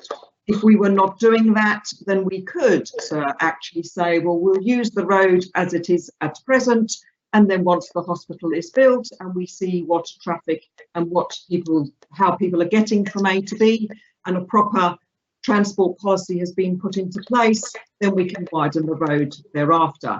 But let's, at this time, I'm not in a position to vote for the main proposition, and of course we'll be supporting the proposition put forward by the scrutiny panel. Thank you, sir.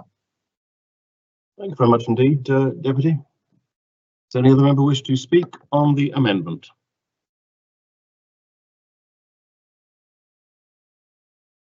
No other? Deputy Martin. Yes, thank you, sir.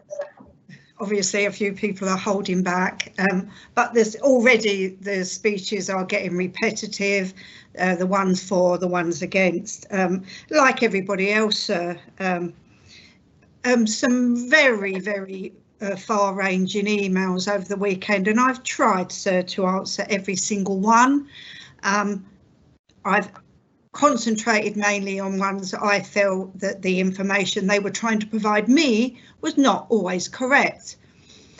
As if, sir, somebody who was in this assembly, who stood with the then deputies of St Helier number 3, to do a paper petition, sir, just before we had the online, very easy for my armchair to sign, for many, many weeks in King Street, getting signatures to get People's Park taken off. And it was very interesting, sir. The majority of people who wouldn't sign it didn't live in town, surprisingly, sir. And so I put that out there, and the minute it was between People's Park again and Overdale, this is what I asked: the impact on People's Park. Because I haven't done all that, sir, for my health. I've done it for the protection of the park. And before the constable speaks, no, I didn't vote in the assembly because, again, to protect People's Park, because, again, it had already been decided. But it came back. It came back without any political oversight. It was the best two on paper. The other thing, sir, many emails telling me this is the road's going to be 12 metres wide. I went back to the Constable's amendment, and what they've tried to do, and I've listened to scrutiny hearings as well, I've read the reports. I think what the infrastructure people are trying to do is say, at the worst, if we incorporate cycling, walking, everything else, at some point, it may be 12 metres, but even in scrutiny, when that was put to the contractors, they didn't confirm it because they're trying to avoid this.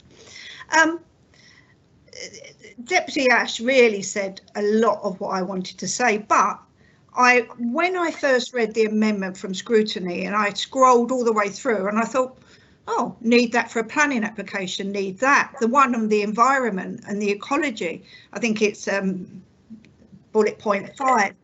I mean, these are things that can't be done by the 3rd of March. Speak to everyone when we're all whose house may be purchased. Until the decision is made, they don't know. The money is too much now, sir. What we're trying to do is produce a medical facility, hospital that incorporates everything on a big site. And a fantastic speech from the Deputy of St John on the mental health aspects. So what we're trying to, we don't want somebody up visiting the hospital for physical or mental. We just want them to visit a facility where they have a great treatment and a great experience. But when I scroll down to the final part of the amendment of scrutiny, and it says there are no financial, forget the manpower, but no financial implications to their amendments. Putting this back again and again and again, after I've been through this saga, so has the island, so are the people who visit the hospital, and some do come from St Brillard's now, and some will always come from Gorey. And there will, you know, at least, I say so, at least they've asked, infrastructure is now thinking about a bus. I've always said, well, you know, wherever you put it, you need a good bus service going in one and out the other. It might need to stop off at 3 different places in the hospital. But I want Senator Moore to tell me how she has put that, or sorry, with the scrutiny panel, in her amendment, that this will have no financial consequences, because everything I've heard right from the beginning, this is costing us money every day. Every day we delay, it's costing us money. Everything she wants to know, or sorry, scrutiny wants to know, and the public is in the planning stage. The consultation, the third-party appeals, everything that goes under planning has never worked great when it's brought to this assembly, sir. It never will, and it never should. We've had the Deputy Young recuse himself because literally he's going to make decisions on this. He's the right one to make the decisions. It's under the law, not for us, sir. I heard the Constable of St Helier on the radio today saying that he was disappointed at the beginning when he was trying to get some protection for People's Park, and he thought that people have been so frustrated that they were like, just get on with it. And the majority of people are just get on with it. But I'm not just getting on with it. Actually, Overdale is a massive site. It can do what we want now. It can incorporate physical and mental health. It can be expanded in the future if needed. And all we have to agree today, in principle, that Westmount Road is the 2-way is the right way to do it. Deputy Lahegre just said, oh, well, this is all about building the hospital. The deputy knows that all the traffic from all over the island will be going some way or other to Overdale. So it's not just about construction, it's about making it easy for people's lives when they want to go to our fantastic new facility. So I put that out there, sir. I really want Senator Moore to, in her summing up, to tell me how she thinks this will not impact financially. And then lastly, sir, and when the medical people came to the States members hearing, certain members were accused the medical people through the other States members, not the medical people, obviously, because they wouldn't, to having a gun held to their head because they deemed to tell them how bad the estate is for people. That's the islanders, that's the medical staff, that's the future of trying to attract new workers here. So I have to take all that into consideration after 20 years of making some really favourable decisions. And again, the other half of the decisions I make, sir, have upset half the island. And that's what politics is about. Today, I will listen to Senator Moore, but I think she probably knows I've made my mind up. This is a lot of delay and it's a lot of money. And actually, it could not see us having a fantastic new facility for everybody, physical and mental health, that we absolutely have been crying out. The debate's been raging on for over 8 years, sir, but we knew we needed something new. 10 or 12 years ago. Don't put it off anymore. There's enough information. The park will not be ruined. The park will just lose the parking at the side. And actually that's an eyesore, and it's not residents, it's mainly white vans. I brought this up at the deputies meeting. Do we want to facilitate white vans? The Constable's amendment asked for new parking, and he's already told me some alternatives that can be considered, which obviously I'll pass on to the pod group. So I'll leave it there. I can't support this amendment, and please don't believe there is no financial consequences. Thank you. Thank you very much, Deputy. Mr. Attorney, are you in a position to come back on Deputy Ward's question at this point? Yes, I am. Thank you. Yes, sir. In summary, my advice in relation to Deputy Ward's question is that there's no legal requirement for this proposition or for the debate. In that the Planning and Building Law of 2002 places decision-making responsibility on the Minister or potentially in other cases on the Planning Committee. So in terms of a legal requirement for this debate, there is not a requirement in law. There's a separate requirement in the 1961 Compulsory Purchase Law, insofar as the states insofar as the project requires the compulsory purchase of land, and in summary, that requires that the Assembly is presented with a plan of the land that's intended to be purchased, and also with information about funding. So my recollection is that the Assembly has been presented with a plan of the land that's involved in the project. If there is a need to proceed by way of compulsory purchase rather than by agreement with the relevant property owners, then the Minister would need to come back and set out the precise funding requirements in order to comply with the 1961 law requirements, which I understand the Minister intends to do. So in terms of either the planning law or the compulsory purchase law, my view is that those requirements are separate, and there isn't a need for or a legal requirement to have this proposition, as opposed to a political requirement. The Minister, of course, could, it's entirely open to him to take the decision of the States Assembly into account when he is making a decision in relation to the planning application. So there is a case, I think from the 1990s, Fairview Farm, which set out that the Minister can take decisions of the States Assembly into account when making decisions concerning planning, but that's different from a legal requirement for the proposition or having a vote. In terms of the wording of the proposition, perhaps that's more a matter for you, but my view is that in terms of the Connétable of St Heliers proposition, that the wording of that proposition has been complied with, in that the government has come back with a report concerning the access route. But as I say, that's probably more a matter for you in terms of the wording of the proposition. So I hope that answers Deputy Ward's question. Very much, Mr. Attorney. Yes, so just to say thank you, sir, for that. That was very useful indeed. Thank you. Does any other member wish to speak on the amendment?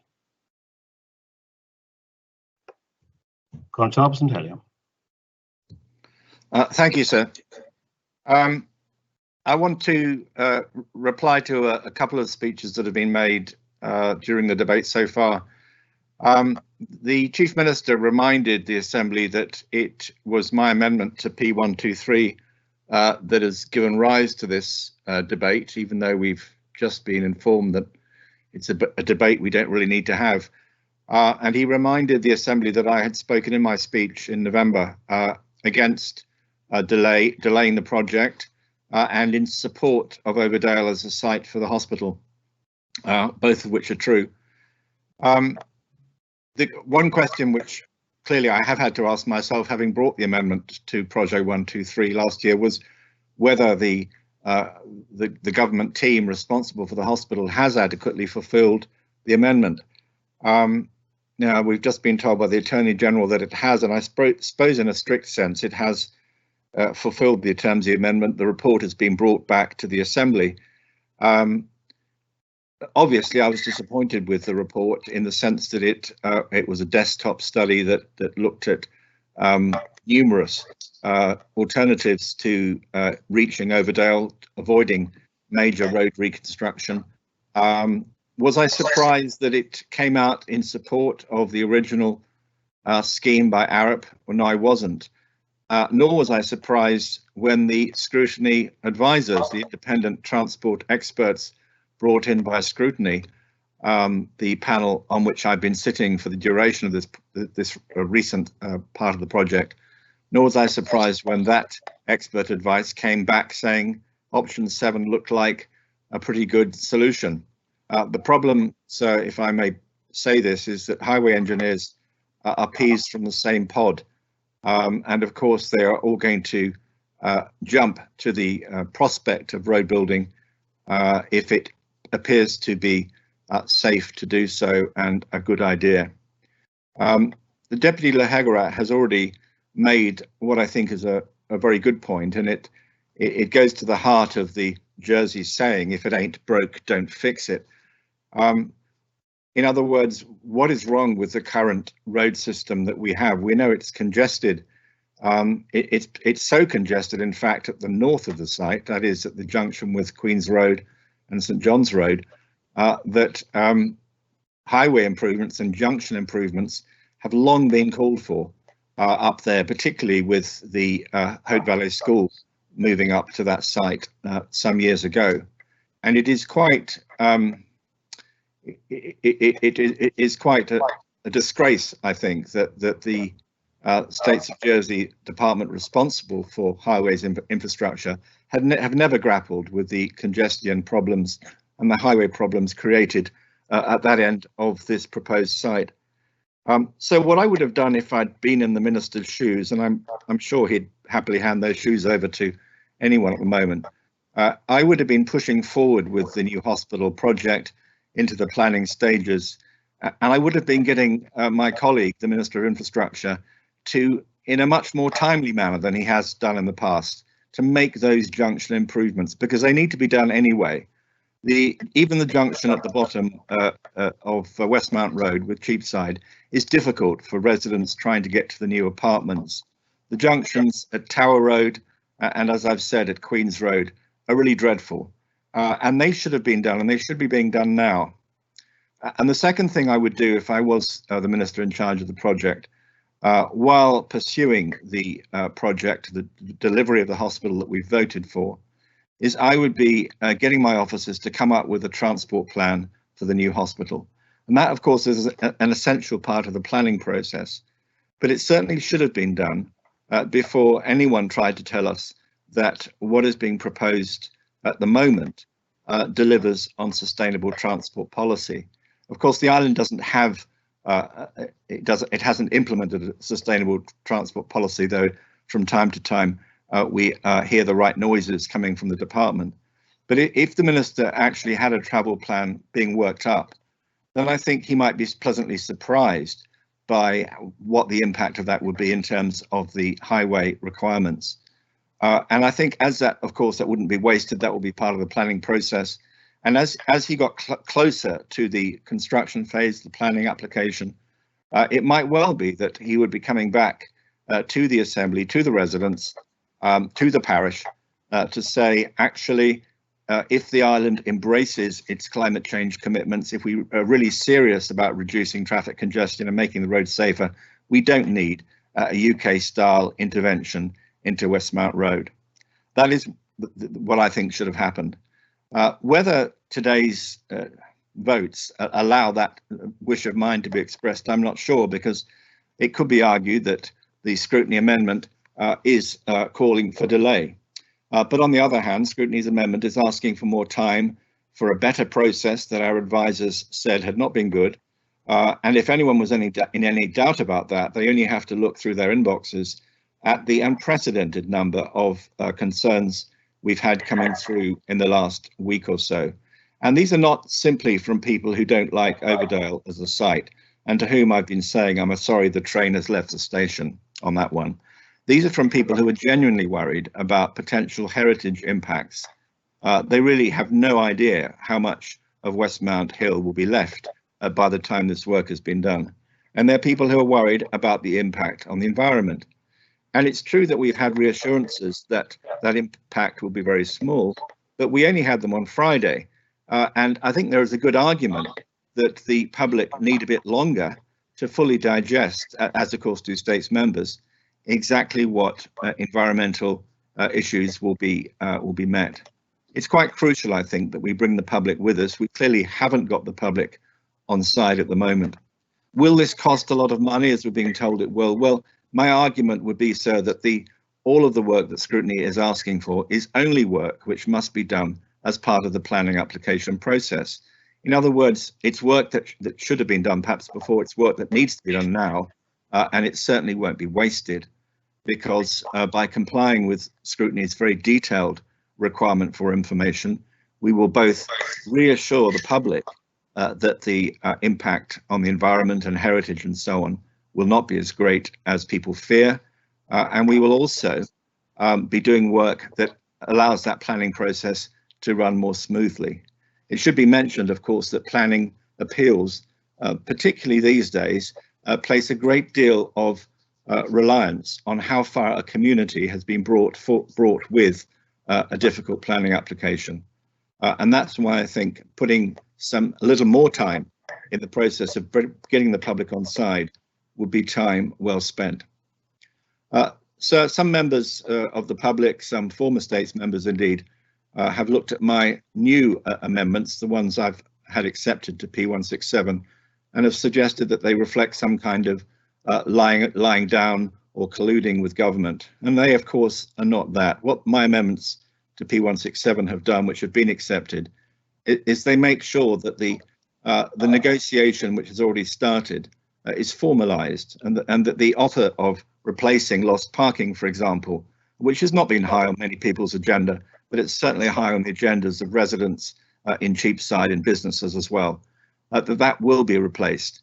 And so the reason I put those amendments is, if you like, a safeguard, so that if P167 is accepted, then there will be no escaping the need to make good those provisions. I think that's all I want to say on the scrutiny amendment, sir, but I will be speaking on the main amendment, whether it's on the main proposition, whether amended or not. Thank you, sir. Thank you very much. Contab, the Contab Trinity. Thank you, sir. As a member of the political oversight group for our new hospital, I am disheartened that we find ourselves debating this amendment, and members should be aware that if it is accepted, in the words of John Lennon, it will throw a complete Spaniard in the works. From the outset of our work, the group identified the critical importance of keeping scrutiny panel as well informed and up to date with the developments as possible, due to the critical nature of the timescale and the adverse impact that would result from avoidable delays. Despite the views held by some to the contrary, this is exactly what we've endeavoured to do throughout, providing timely information in the hope of avoiding exactly the situation which we find ourselves today. I cannot overemphasize the risk we are taking if we accept these amendments. As has already been outlined, it will jeopardize the delivery of our hospital, which, despite a deluge of emails from many, there are plenty of islanders out there saying to us, still just get on and build it. We are fortunate, once again, despite the previous debacle on Gloucester Street, to have attracted a team of construction professionals, including an internationally experienced delivery partner, who are engaged and committed with us to drive this project forward for the benefit of all islanders. Further delay is going to both frustrate and damage that relationship, and the people of Jersey will lose out if we as an assembly decide, of course, we know best and start to meddle in an attempt to micromanage the design process. The further information that has been published recently explains the design principles for option 7, the preferred option. They have been provided as an indication of what can be achieved by the realigning and widening of the access route. Despite some of the negativity, it has highlighted that there is potential gain for the public realm whilst respecting the historical assets. This work is essential if we are to provide a safe and reliable access to our new hospital. Although the new construction follows in part an amended route for technical reasons, it will still only be a 2-lane road that will be approximately 7 metres wide, replacing the existing 6-metre wide carriageway, plus a pedestrian pavement and cycle path. It is certainly not the UK-style highway that some would have us believe. The level of information provided for members is considered sufficient to enable us to make this important but in principle decision today with confidence. We have at our disposal a professional team of architects, engineers and traffic planners, and we should release them to get on with the detailed design process, confident in the knowledge that we are committed to the project. I would remind members that we can make the decision today to approve Westmount Road as the preferred primary access to the new hospital at Overdale, safe in the knowledge that the final design will have to go through a vigorous planning process, which is the safeguard of the public interest and the ultimate backstop. No construction work can or will start until the final designs have been through a full planning inquiry, which is required by law. In closing, I would say, be in no doubt, our delivery partner, in common with other commercial undertakings in the construction industry, are not philanthropists by nature. They are in business to make a profit, and they will commit their resources where they see they can make a best return on their efforts. If they detect that we as an assembly are not absolutely committed to delivery of this hospital project, they will start to question the merits of leaving their team here, likely to be treading water for months and making little or no return. I'm afraid there are no prizes for guessing the result if we entertain this amendment and the inevitable delays that will flow from it, and indeed the risk to the project as a whole. We've been extremely fortunate to attract a team willing to build the hospital for us a second time. I doubt anyone would waste time and effort if we don't seize this opportunity now and get on with it. I urge members, please do reject this amendment and support the main proposition. Thank you, sir. Very much, Conor Tarr. Does any other member wish to speak on the amendment? Yes, sir. Councillor St Mary. So first indicated in the chat was Senator Pallett, and then I'll note you after that, Conor Tarr. Senator Pallett. Thank you, sir. Thank you, sir. I'll try to be brief because I think we've gone over an awful lot of areas this morning from both sides of the argument. But just from a scrutiny point of view, they did have an extremely challenging timescale. And it's not for me, about additional delay or attempting to put an additional delay into the process. It's about robust scrutiny. That's ensuring that we do follow the correct government processes. And I don't think Senator Moore and her panel have done anything but do that. And I think it's absolutely wrong to put unnecessary pressure on scrutiny to provide reports prior to the accepted day or accepted date that we were going to debate this. Nevertheless, we're here today and we need to make a decision. There's been comments made about the panel advisors, which I think are completely unfair. K2 Clark Bond are extremely reputable and I think have been a good choice by the panel in terms of providing them with support. They've been involved with various hospital projects around the UK, and our Chief Minister said doubted whether they had or put some doubts around that, but they've been involved with Bridgewater Hospital, the Royal Surrey Hospital, Royal Devon and Exeter Hospital, and many other major road infrastructure projects around the UK. So there can be no doubt that this firm are certainly in a position to provide robust ideas and thoughts around what the process should follow.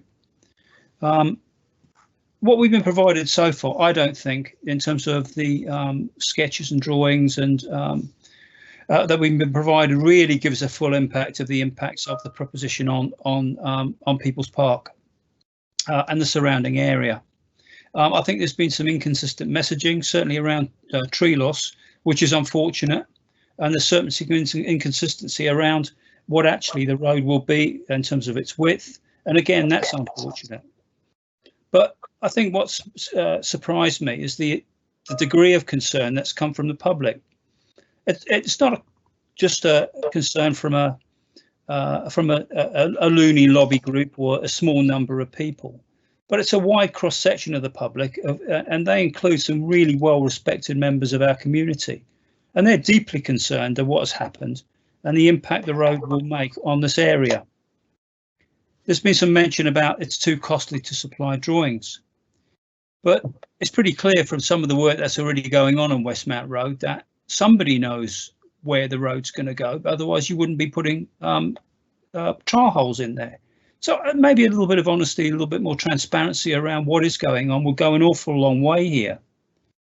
The other view as well is that if a more detailed drawing was provided, then it would truly show the extent of the intended road improvements and act as a catalyst for the public and states members to reject option 7, which is the preferred route to Overdale. And unfortunately, we seem to be in that position. I don't particularly think it's going to be burdensome or cause unacceptable delays for better information to be provided. Deputy St Clements, Deputy Ash mentioned where we were in terms of progress. This is the first opportunity I've had to speak as an interim head of a political party, and for me, progress is not about throwing your principles in the bin. It's about being truthful, being transparent, and attempting to improve the trust between the Assembly and the public, which is why I'm going to support this amendment.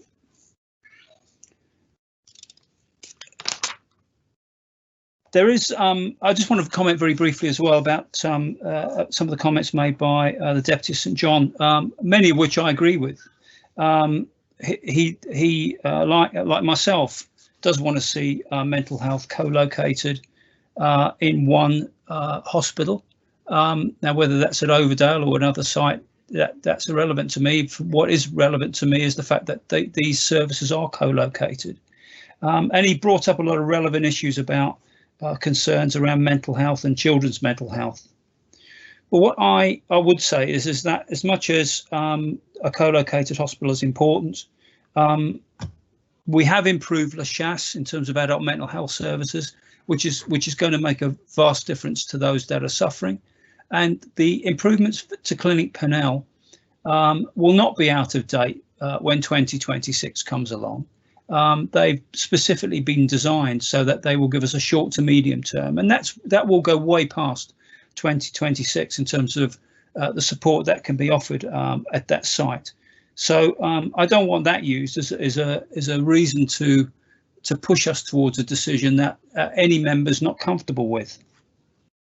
I think we all accept that the hospital estate is not maybe in the condition it should be, but again, we've had a lot of talk around the risks of failure in the hospital infrastructure, and there is some risk to that, but it can be mitigated, and it shouldn't be a reason not to clearly think out where we're going with this access road, even if it does take an extra month or 6 weeks to really get us to a point where we can all get behind this access road and make sure it's the right access road for this hospital if it's going to be built at Overdale.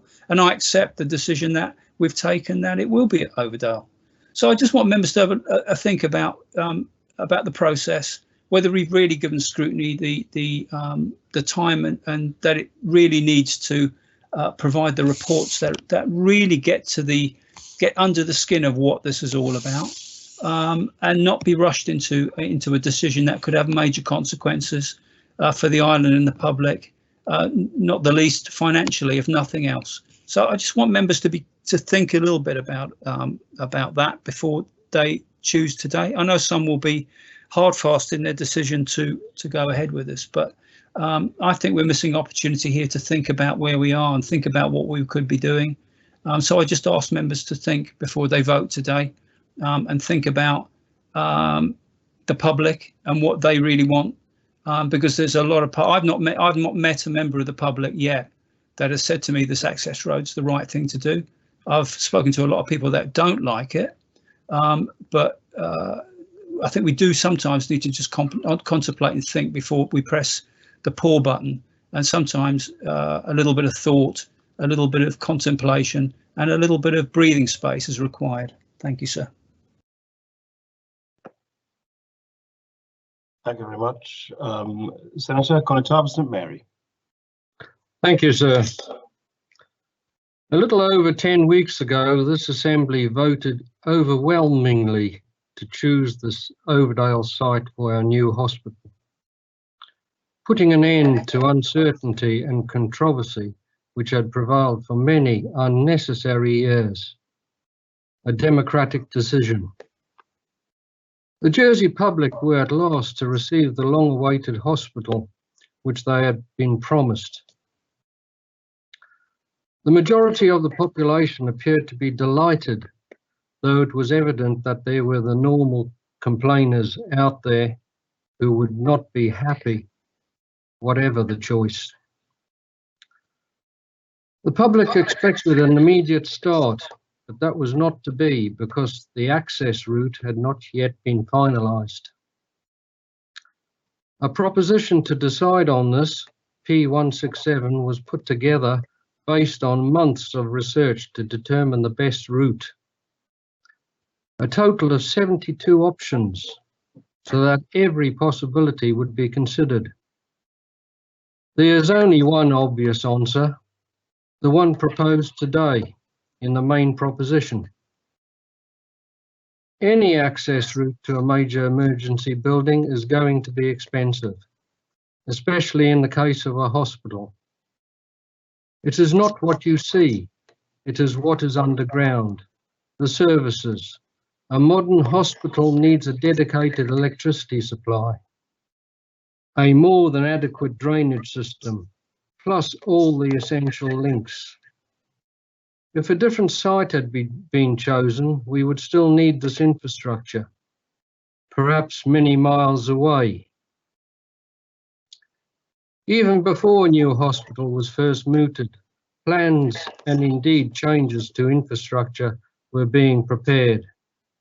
A new sewer from Bellazan to the People's Park, and a new JEC substation in the adjacent quarry area. The hospital on People's Park was not to be. Overdale is the most obvious choice for this development, not just because it is already in state's ownership. The buildings from the previous rehabilitation facility have long been obsolete and require removal, regardless of what happens to the site. A good access road is essential. It need not be 12 metres wide, but every requirement was considered, so it was sensible to include a cycle track alongside, even though it is not likely to be used by hospital patients or visitors. The link to infrastructure is also a vital consideration to the project, which can be incorporated in this road. We expect people to disagree. That is something that happens with every project. But this is more than just a project. This is for the welfare of our island, our people. The past year has seen controversy with the coronavirus pandemic. At least there is hope with the massive research done to produce vaccines. Yet still there are people who question their personal choice to have them, when this is not actually about them, it is about protecting humanity. The same people would not think twice about having many vaccines pumped into them if they were able to go on holiday. This hospital and the access route is that important. We need this now. It is not a personal choice. It is vital that the main proposition is accepted in order to commence a long overdue project. The scrutiny panel amendments and others must be rejected in order to achieve that. Thank you, sir. Thank you very much, Corey Tarb. Does any other member wish to speak on the amendment?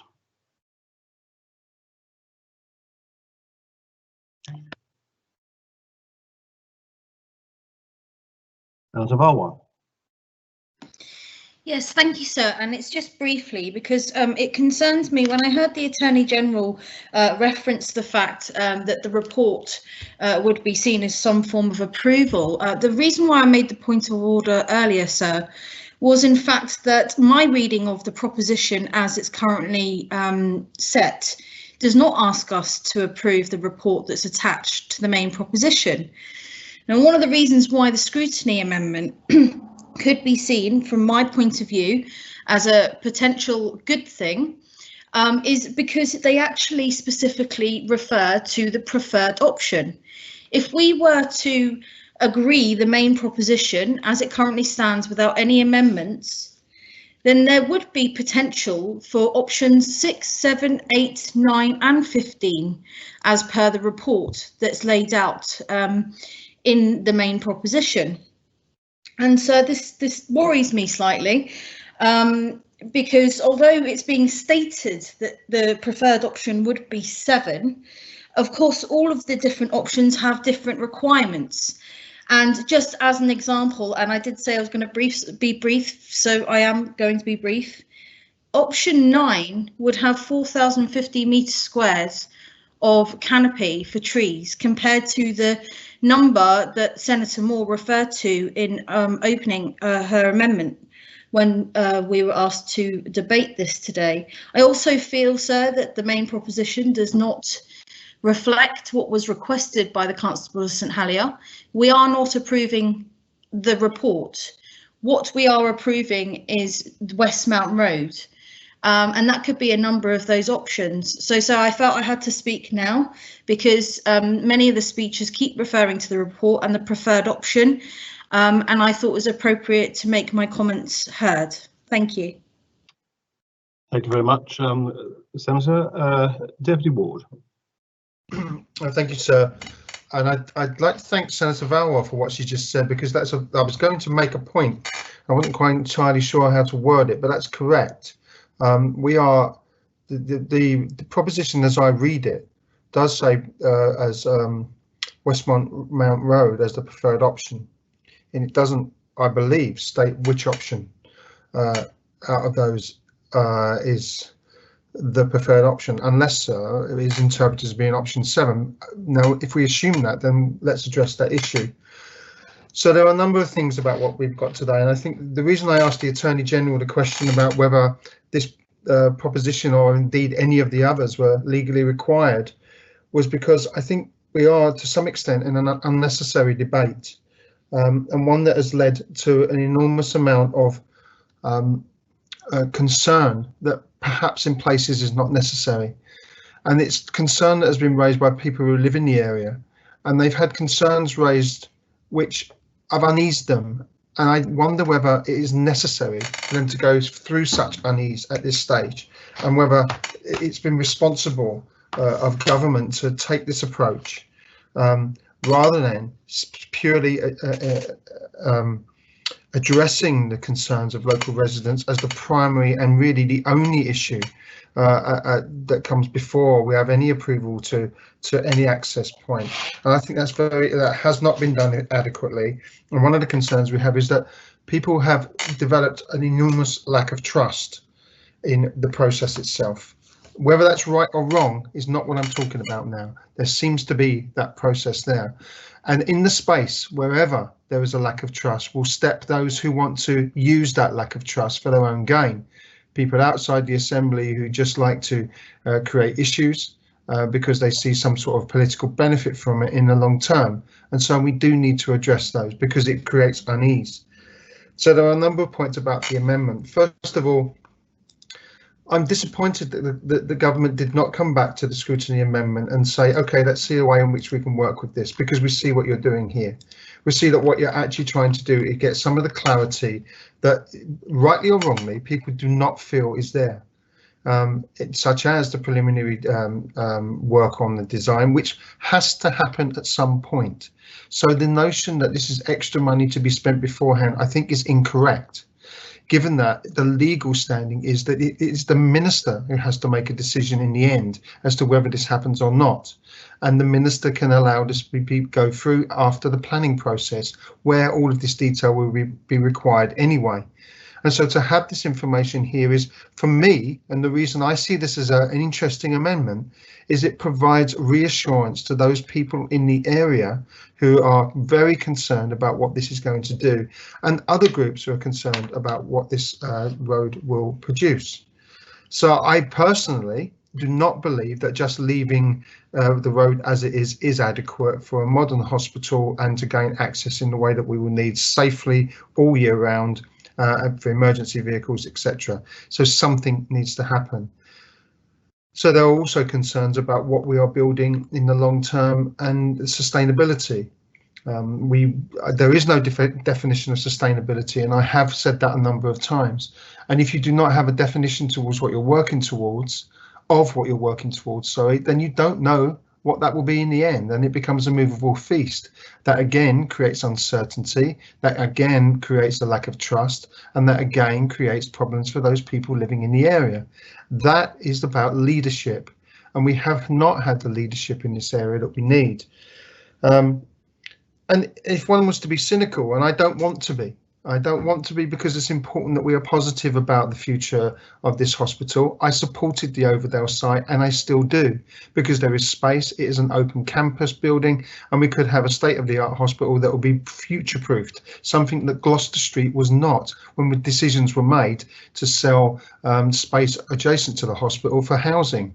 And that concerns me about the future as well.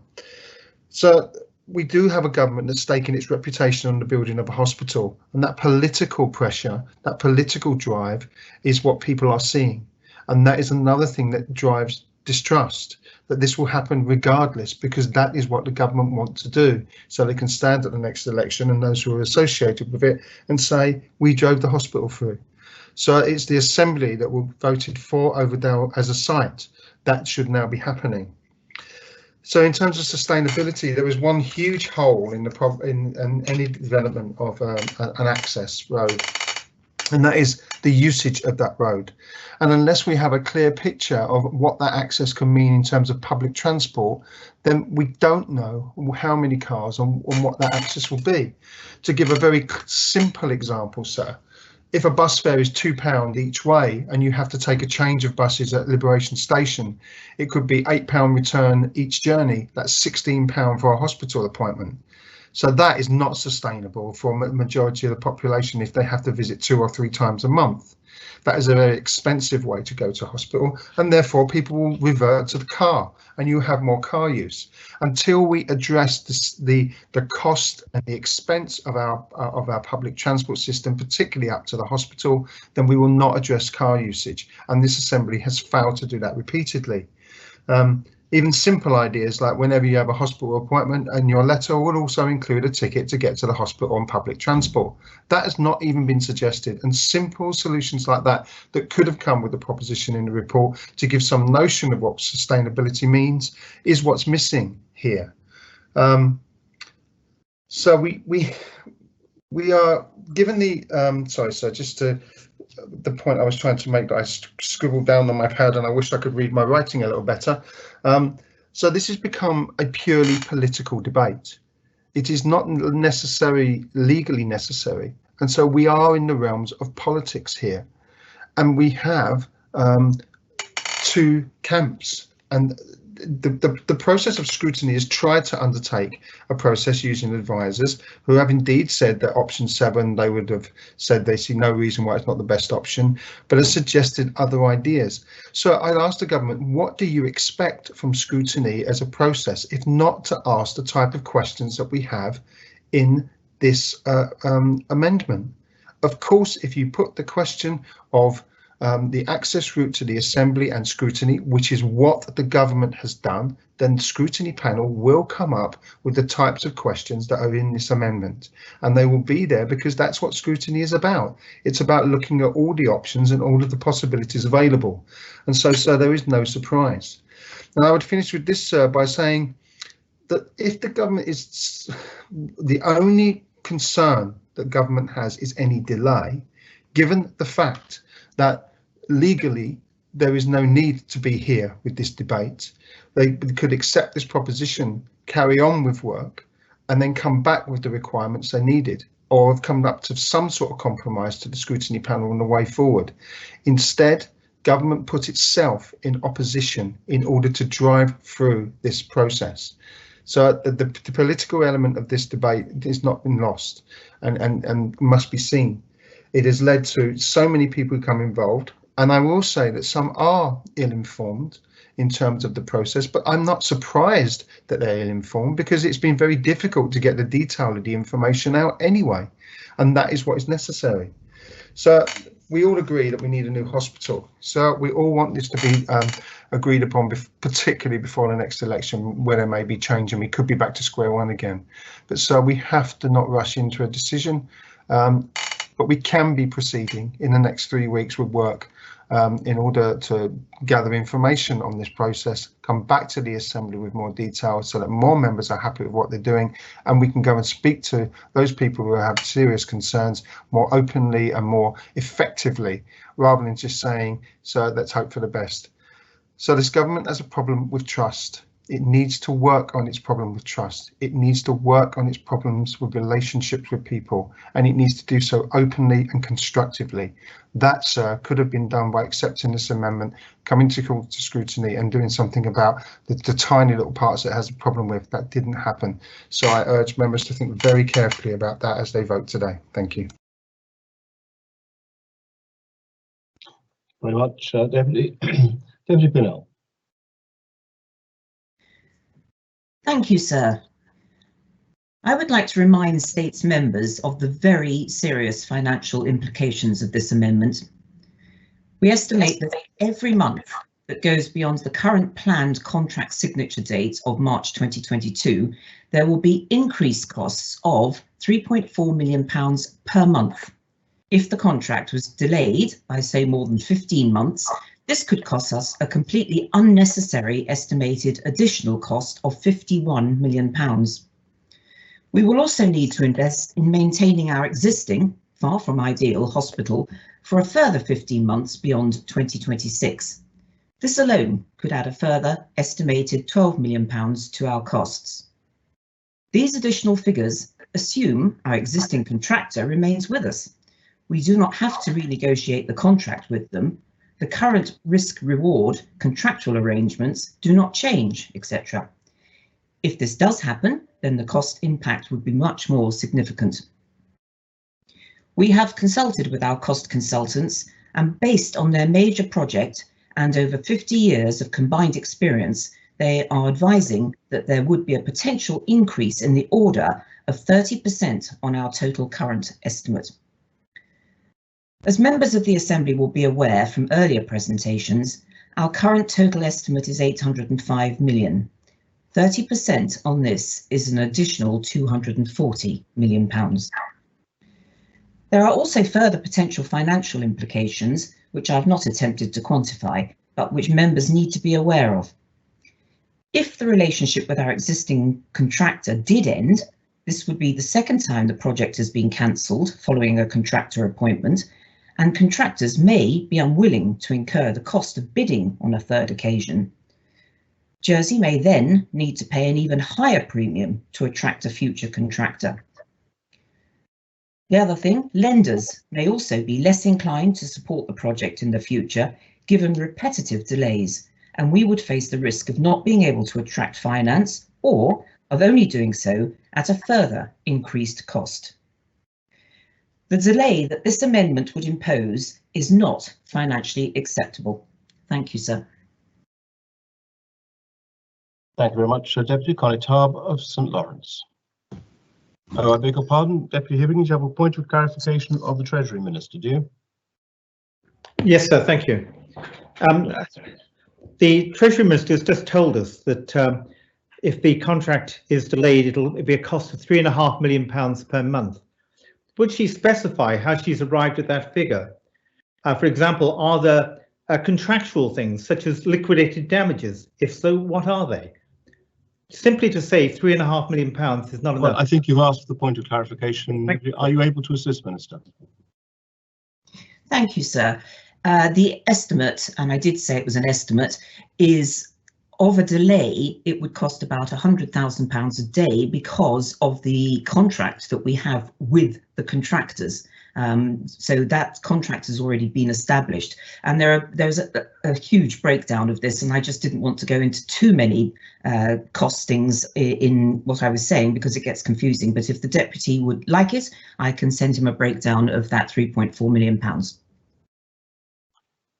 Very well, thank you. Connie Taub, St Lawrence. So can I come back with a supplementary? Well, if it is a point of clarification as to what's been said, yes, it's not. This isn't a question time, obviously. No, I understand that, sir. But the minister has said it's part of the contractual arrangements with the contractor, our main contractor. Will she tell us whether it is a liquidated damages sum that is written into the contract that says it is X amount of money per week or day that are liable under the contract, or are they penalty clauses or what? Because they're highly relevant. Penalty clauses could be not allowed by the courts, but liquidated damages are part of a contract. Will she please clarify, please? Are you able to clarify, Minister, whether or not you're referring to liquidated damages when you mention a daily or weekly cost? As the Deputy has said in his question, sir, it's a very detailed contract, and I will send him the details. It's not appropriate to go into the details at the moment. Well, then we come to the Connie Taub of St Lawrence. Thank you, sir. Third time lucky, I think. So some 10 years ago, the then Health Minister, Senator Pershard, appointed Deputy Martin and myself as Assistant Health Ministers. There followed an intense induction process, at which time the many disparate areas of the vast health estate, but also, and perhaps more importantly, we had the opportunity to meet and to listen to staff at all levels of the organisation. What I clearly remember is that probably almost without exception, the frontline workers that we spoke to told us that it was absolutely essential that we build a new hospital in order to avoid, even then, continued clinical risk to patients. A new build would, of course, as the Deputy for St John has referenced this morning, facilitate the co-location of acute mental and physical health services. My mind was made up then. We needed a new hospital. So it was with some dismay that I saw that this meeting today had been requisitioned. Requisitioned a mere week ahead of the intended date for debate, notwithstanding that it is on the access route and we have already decided that we are going to build a new hospital. But why bring forward the debate by a week? As far as I am concerned, the Council of Ministers have made a staggering error of judgment by doing this. Despite Senator Farnham's protestations, to me, it can be seen as nothing but a complete disregard for the due process of our scrutiny system. They have ridden roughshod over our democratic process, and they deserve to be rebuked. Their cavalier attitude towards scrutiny cannot be condoned. It is demoralising for our scrutineers and it is discourteous to our electorate. I have no doubt that by bringing forward this debate, the Council of Ministers risk losing credibility as well as the debate itself. That said, sir, what do I feel about the amendment that the scrutiny panel has proposed? In thanking them for the commitment they have shown to their review, and in recognising the undoubted level of work that they have undertaken, do I consider their amendment to be appropriate? It is clear that if approved, there would be a significant delay to our building the essential new hospital, and I have grave concerns about supporting further delays. I have found the letter from the Acting Group Medical Director to be extremely helpful. In it, he has reiterated for me the concerns that I have had for many years. The current estate is becoming unfit for purpose, and we know that it will be unfit for purpose by the end of 2026, with significant clinical risk. Significant clinical risk. That is the same message that I had firsthand as Assistant Minister all those years ago. He has told us too that the significant infection control risks created by the current estate can never be mitigated to the extent that a new facility can achieve. He has spoken of the harm to our healthcare workforce in terms of their morale and well-being by creating further uncertainty in relation to this project, particularly given their experiences of the last year due to the pandemic. The public should be aware of his words to us, and I quote, "I believe, given all the considerations, I am justified in saying that we should all be in no doubt that the longer this project is delayed, then the more harm that will come to the people of this island through the continued use of a failing and inadequate facility. More harm will come to the people of this island through the continued use of a failing and inadequate facility." We have known for many years that our hospital is a failing and inadequate facility. We have made a decision. Our new hospital will be built at Overdale. We know that all of the points that have been raised by this amendment will be and must be addressed in the planning application. That due process allows not only States members, but the public to express the views that they have shared to us or with us over the past few days. So we have taken into account over the past year the words of the Acting Group Medical Director, whose letter I have referred to. He is the chairman of STAC, and we have in the main followed the medical advice from that body regarding the pandemic. Why would we not listen today to his words on the matter of delaying the building of our hospital? I thank the scrutiny panel, sir, for their work, and I cannot begin to understand how badly they must feel that this debate has been brought forward and they did not have the opportunity to finalise their report as they had hoped. But sir, I recognise that their concerns will be addressed through the planning process.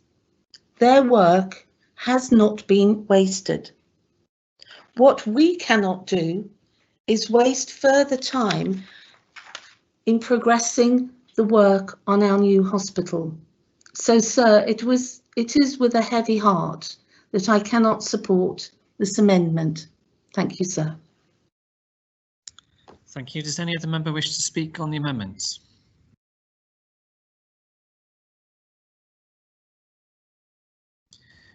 If no other member wishes to speak, Deputy Pam. Please, if I could.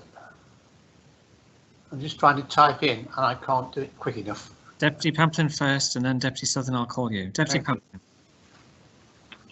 Thank you, sir. The debate is not about Overdale being the preferred site of the hospital. This debate is not about the poor estate we have inherited. The responsibility for all of this belongs to many more before us who have not put the needs of the island's healthcare delivery for far too long. This Assembly has tried to course correct what we have inherited. This Assembly gave the chance to this current government to deliver the hospital and work with everyone to achieve this. We will play our part, not in government, to hold the government to account and work together, which is what we should be doing to deliver what we all know is desperately needed. So for me, the argument simply saying, just get it done, is not an argument based on any facts required for a nuanced technical debate based on data and information provided to us on how we vote with the island's interests in our heart. The just get it done argument, may I also add, for many businesses and livelihoods are only now discovering what that has meant for them in the context of Brexit here and in the United Kingdom. This access road needs to go through the right process that is open, transparent, breeding trust, even though we may disagree. But there is a cost. There is a cost to the environment of the area, the history, people's homes, and the day-to-day lives of ordinary folk affected. But there is, for me, a very obvious elephant in the room that seems to have not been even touched upon in greater detail than I would have thought. The world has changed. The impact of the continuing pandemic. So if people don't think this project has been delayed already, need to step into reality with us. Because of the risk of the impact of the continuing global pandemic. This doesn't mean we do nothing and drop all plans, of course. But all arguments, even the ones about the current financial impacts of the running costs of the current general hospital and all the healthcare estate, cannot be understated. The impacts with the demands of supply lines around the world, recruitment pressures and lockdowns, and public health measures continuing while the world tries to vaccinate its population. This is going to take time. And it's because of this, the impact of the growing need for better financial responsibility, rational, clear openness, the need for us and as Assembly to be working together to find simpler, more responsible ways forward is what I believe is required. That, in turn, breeds trust. We can then have debates publicly, full of respect for one another. This is a mindset change. It's what I firmly believe is needed more than ever. I don't see the evidence for the rushing of this particular motion of being here today in this requisition of the Assembly. And I will be talking about that later in the main debate. But by working closer with what scrutiny is simply seeking to address, as is their right and is their job, with their amendment, for me, can only help this process. If you want this to go the way you think it needs to be. So there is an unhealthy divide happening. Everywhere you look now, this is how the island is being run. This is how this is playing out now. And I believe this could all be avoided. As others have said, sir, Overdale has been voted for the preferred site by this Assembly. But the resulting of that being a reality is going to be going down the process. Why would you let history repeat itself now? Surely the objective is to get this right, the right way, continue to listen to the debate and be open-minded. But on this basis, I think compromise of working with the scrutiny amendment is a chance not to be missed. Thank you, sir. Thank you. Next is Deputy Southern. Thank you, sir. And when we get a complex debate like today's, I always think it's useful, certainly for me, to go back to principles. And the principal choice I'm faced with is, do we do this right? Because this is a hospital that's going to last the next 40, 50 years and still, I hope be serviceable. Or do we make a decision with the least delay and therefore the least cost? And we've just heard some enormous figures thrown in by the Treasury Minister about how much this might cost. Over a 50-year lifespan, I think it puts a bit of a perspective on it. And the question has been, is this scrutiny acting in a political way rather than a scrutiny manner? And has the politics gotten mixed up in it? And the question I have to ask is, to what extent have we taken the public with us over this decision about Overdale and about the potential damage that can be done to the environment by the road, by the taking away of trees, by the ignoring heritage issues. And the fact is that this proposition already had some baggage from the last process that it was dragging with it. But how did we address the issues that quite rightly have come up over the access road and the access to the hospital? And how well have we treated those? And the answer is we've treated them, yet again, pretty appallingly. We have not seen a great deal of transparency. We have not seen some of the questions addressed properly, but rather skated over and told yet again that this Council of Ministers knows what it's doing and should be left to get on with things. So the process itself has been fairly appalling. But the basic question comes back to, do we do this right, or do we do it at least cost? And for me, the answer must be that we must make every effort, even if that includes some delay, of doing it right, so that we've got a facility we can be proud of for the next 40 or 50 years. Thank you. Thank you very much. Does any other member wish to speak? Deputy Wickenden.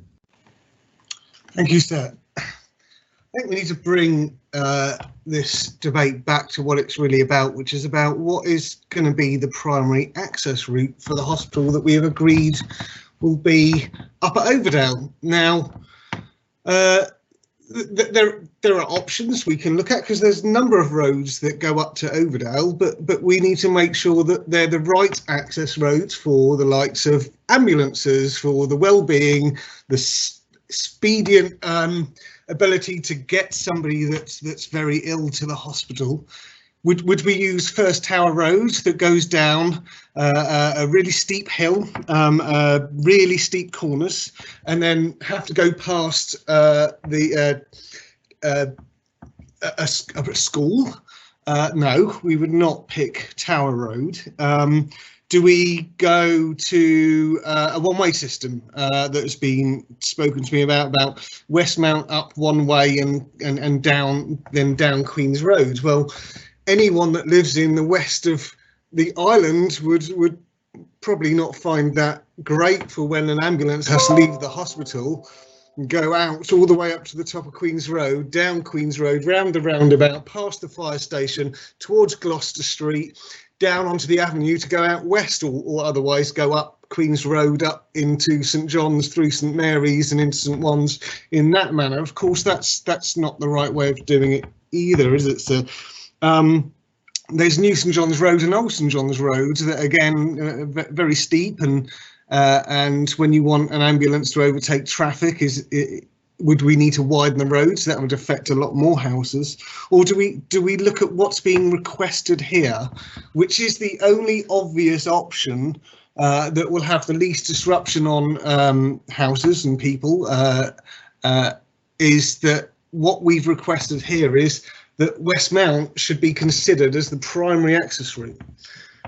Now, once we've got that agreement, and we brought it to the Assembly, and some speakers have said, why did we bring it to the Assembly, or even told us, the government off, saying how silly we are for bringing it to the Assembly.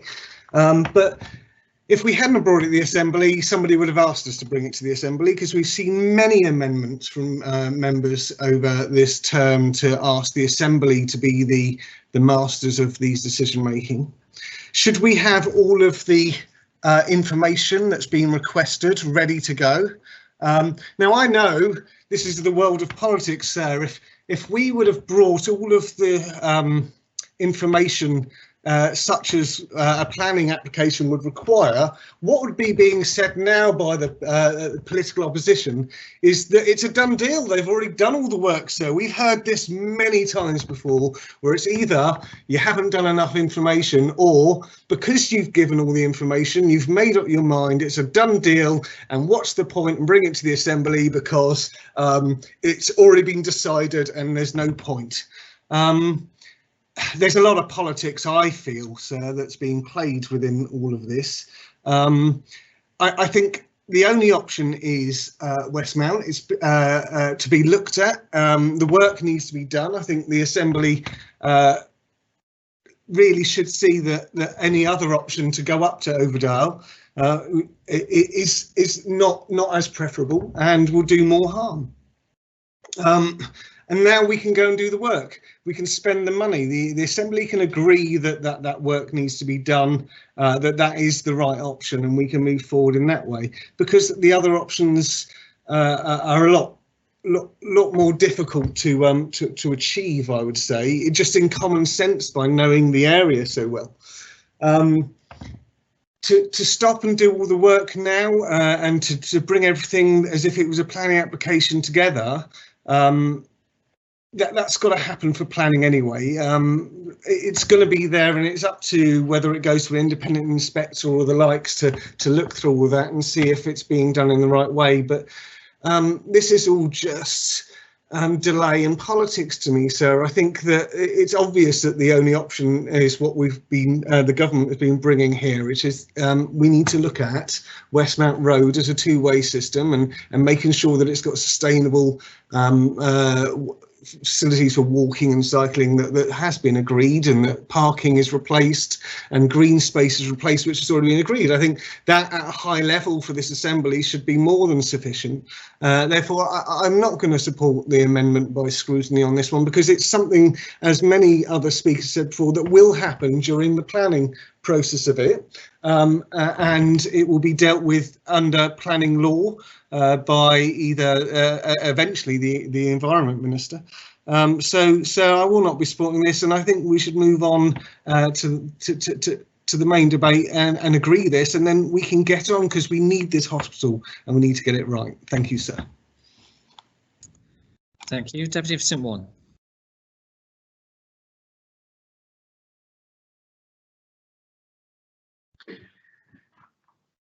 Thank you, sir.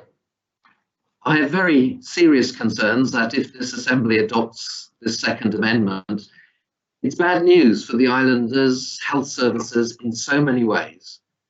The risk is we lose the good contractual position we now have. The risk is delay will add extra costs to the project.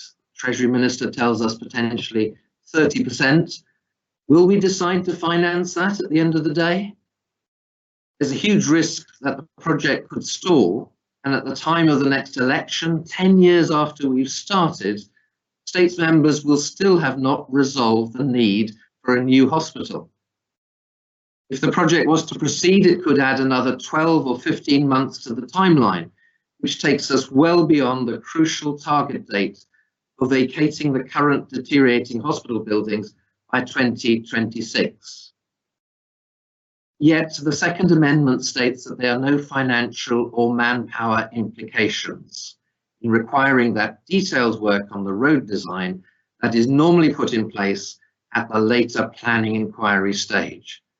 That statement of no financial or manpower implications must clearly be incorrect.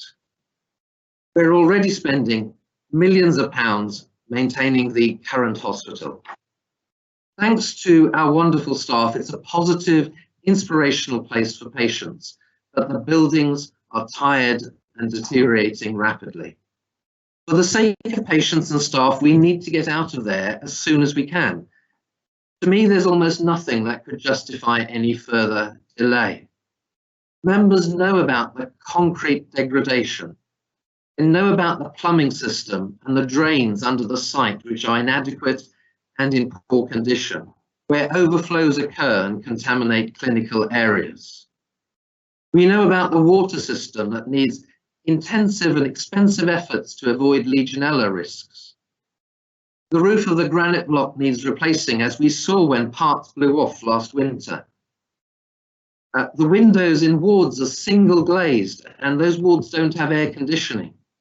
You can shiver next to the windows in winter, and if you're a patient when the summer sun is burning through, well, we'll regularly supply you with ice cream or ice lollies in an effort to keep you cool.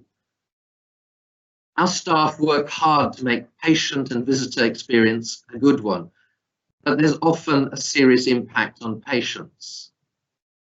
Our hospital has been developed in a piecemeal way. There's significant challenge regarding patient flow and clinical adjacencies that just do not support the most efficient and effective medical practice. That has obvious consequences for patient care. There are just not enough single rooms, and we can't create more. This has hit us particularly during COVID, but also when other viruses are around, such as norovirus. We have to use single rooms to isolate patients and control the spread of infection. The result of that, inadvertently, is that some patients pass away in wards.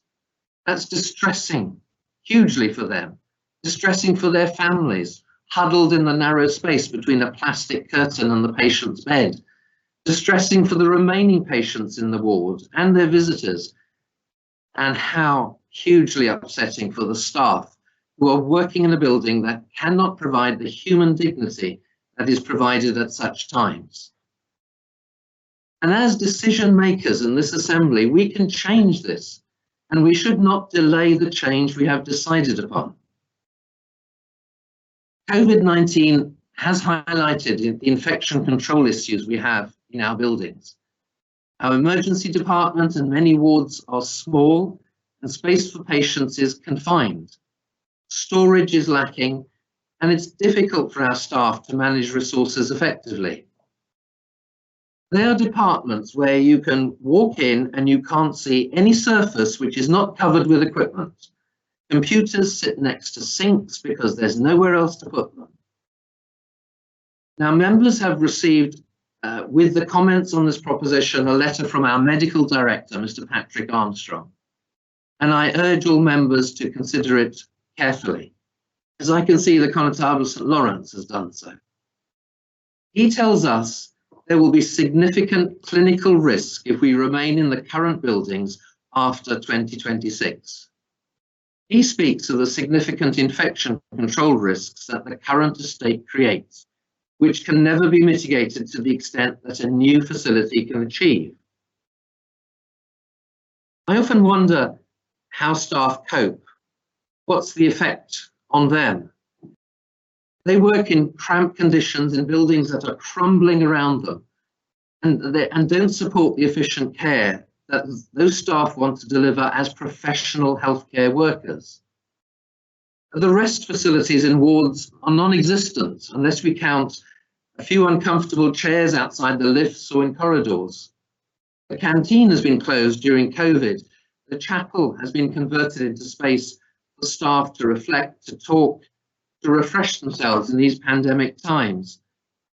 but still it's not unusual to see staff sitting on the stairs to eat their sandwiches.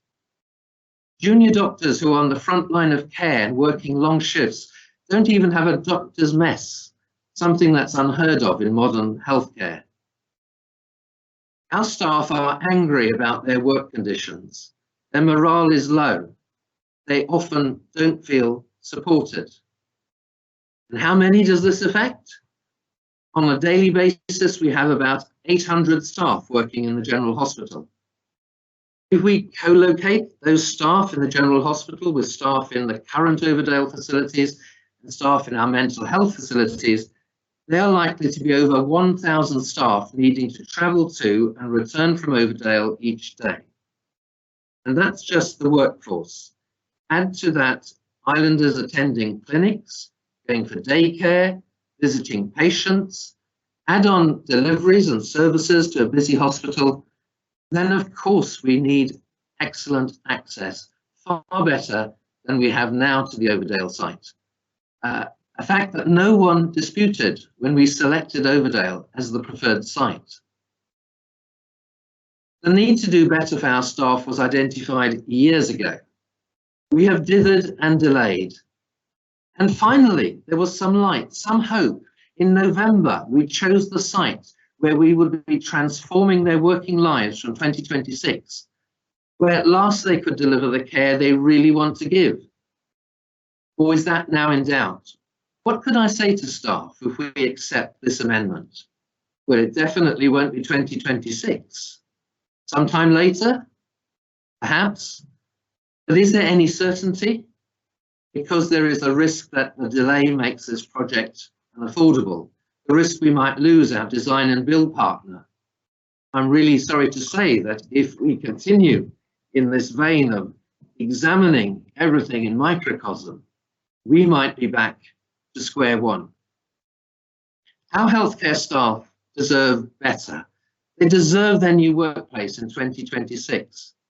No longer will we recruit staff who express shock when they arrive at the conditions we ask them to work in. The recruitment and retention of staff will improve the sooner we open that new hospital fit for the 21st century. New educational facilities for nurses and allied health professions will be attractive to school leavers and those looking to change career.